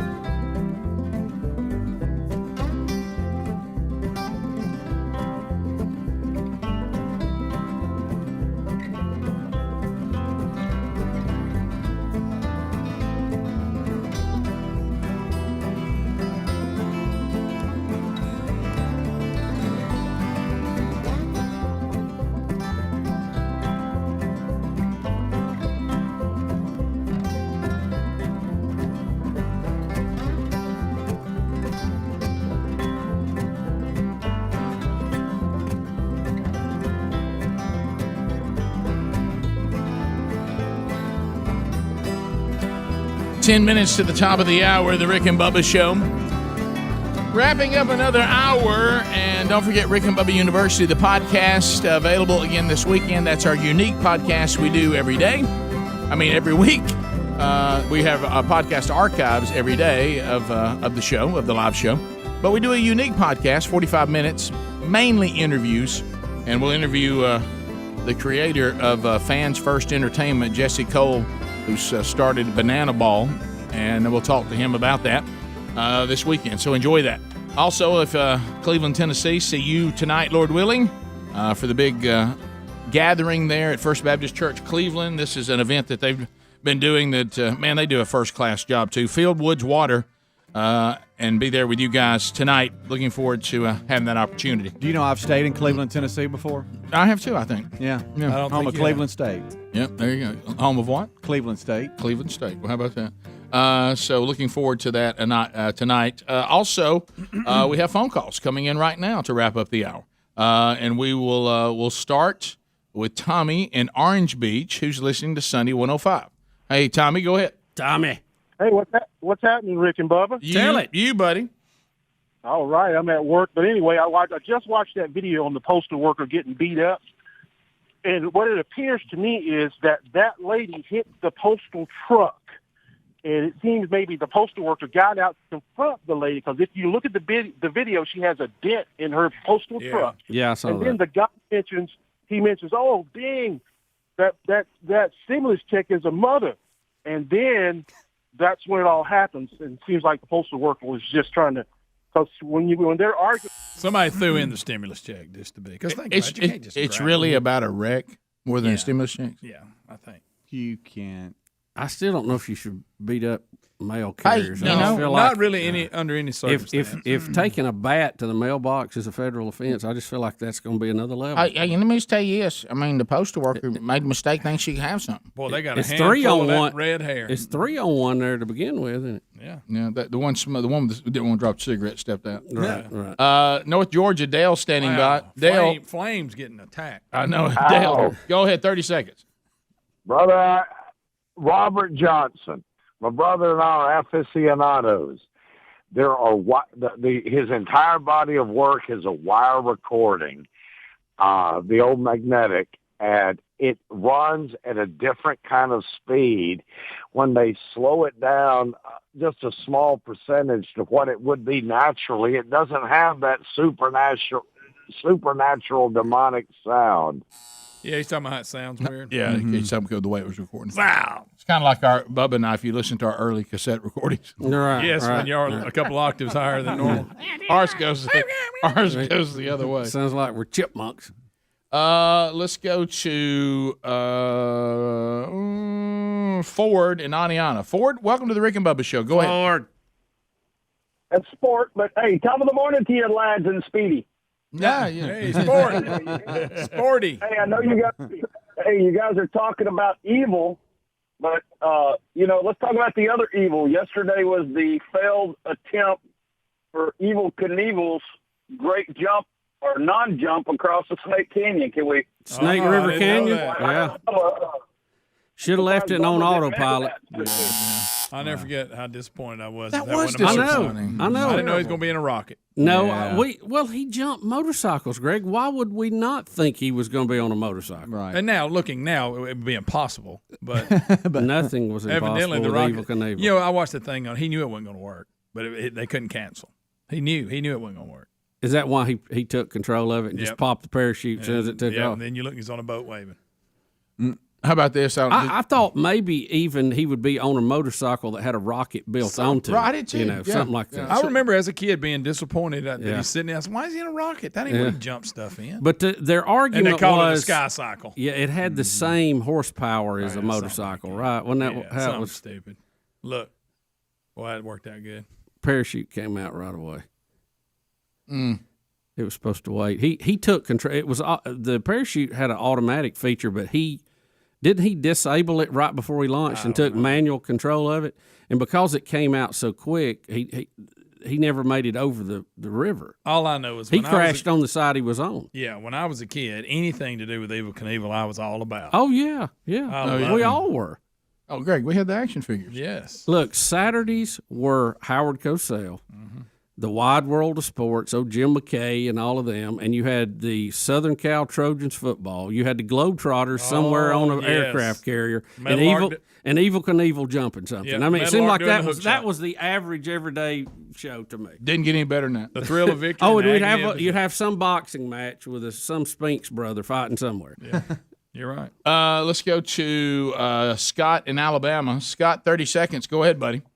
Sky Cycle. Well, I just want to say, I was listening to that story about the postal worker. You know, my father-in-law was a postal worker for over 30 years. And if somebody had assaulted him, me personally, I'd be extremely upset about that. Well, yeah, I think we'd all be upset if anybody assaulted our parents. Yeah. I mean, it's sure. We Depends on how you feel about your parents. Yeah, I mean, Greg, unless you thought your parents had it coming. I told him somebody's going to have enough of it. I tell you what, he deserved that. Now shorts. Chris in Pensacola. Chris, 30 seconds. Go ahead. How's it going, Biggins? Good. You guys were talking earlier about the dog being dog psychiatry. I wanted to tell you guys my parents paid $1,500 to get their dog trained. I said, this dog better be able to mow the yard. No, it just goes back, and you know, good for them. They must have a lot of money lying around. Yeah. Because I've realized now. Hope it doesn't get cancer. When we were growing up, you know, we all came from, you know, the treatments. Yeah, Great. We came from pretty humble backgrounds. We didn't think anything about it. We've said that a bunch of times on the show. We didn't know we had really. I don't remember doing without anything. I didn't know I was lacking. Well, I didn't know, but one thing that I remember though, and I wonder if it's still the same way today. Maybe people are just extremely wealthy now. But I remember the reason why we had yard dogs, and I remember our parents would actually prioritize the humans and their food, clothing, shelter, and paying the bills over animals. So the budget for animals was small because they couldn't afford. If they were going to spend $1,500 on a dog, that meant that their family wouldn't get their bills paid that month and wouldn't have the things they needed. So I know this sounds outrageous, they prioritized human beings over animals. Wait a minute. Now look. Wait a minute. But look, if you got money lying around, and sure, then whatever you wanted. But you know, I'm realizing now the reason why that our dogs didn't receive all this, they didn't have the money to do it. In order to get the money, then the human beings would have been affected, so they chose not to do that. It wasn't because they were mean and cruel. It was because they just appreciated pets, but pets were not more important than the human children and the human beings. And but if you got the money to burn, and you know you're still meeting all the needs of the human beings, and have at it. You know, no problem there. To each its own. Each his own. Let's go to Kim in Alabama. Kim, go ahead. 30 seconds. Hey guys, a friend wanted me to ask you a question. Y'all talking about the mailboxes, and I just happened to walk back in my office when I heard that. Is it illegal, or is there a any kind of I forget what you call it? Statute of limitations. Yes, thank you. Statute of limitations. If you were, my friend may or may not have at homecoming removed some of the plastic letters back in the 90s off the city hall so that she could make her and her boyfriend's initials. No, I think you're good there. I think you're fine. Yeah. I think a lot of us would feel good if that. Yeah. But if you're still in the same town, they Yeah. they might give you grief about it. Yeah. But I know you're talking about a friend of a friend. Yeah, friend of a friend. That's fine. Top of the hour. Rick and Bubba, Rick and Bubba.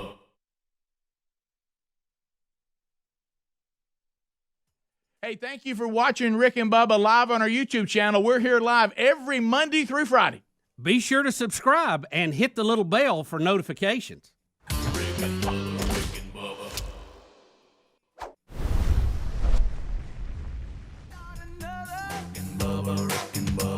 Day without him, brother. Rick and Bubba, Rick and Bubba. Oh, there is no other. Rick and Bubba, Rick and Bubba.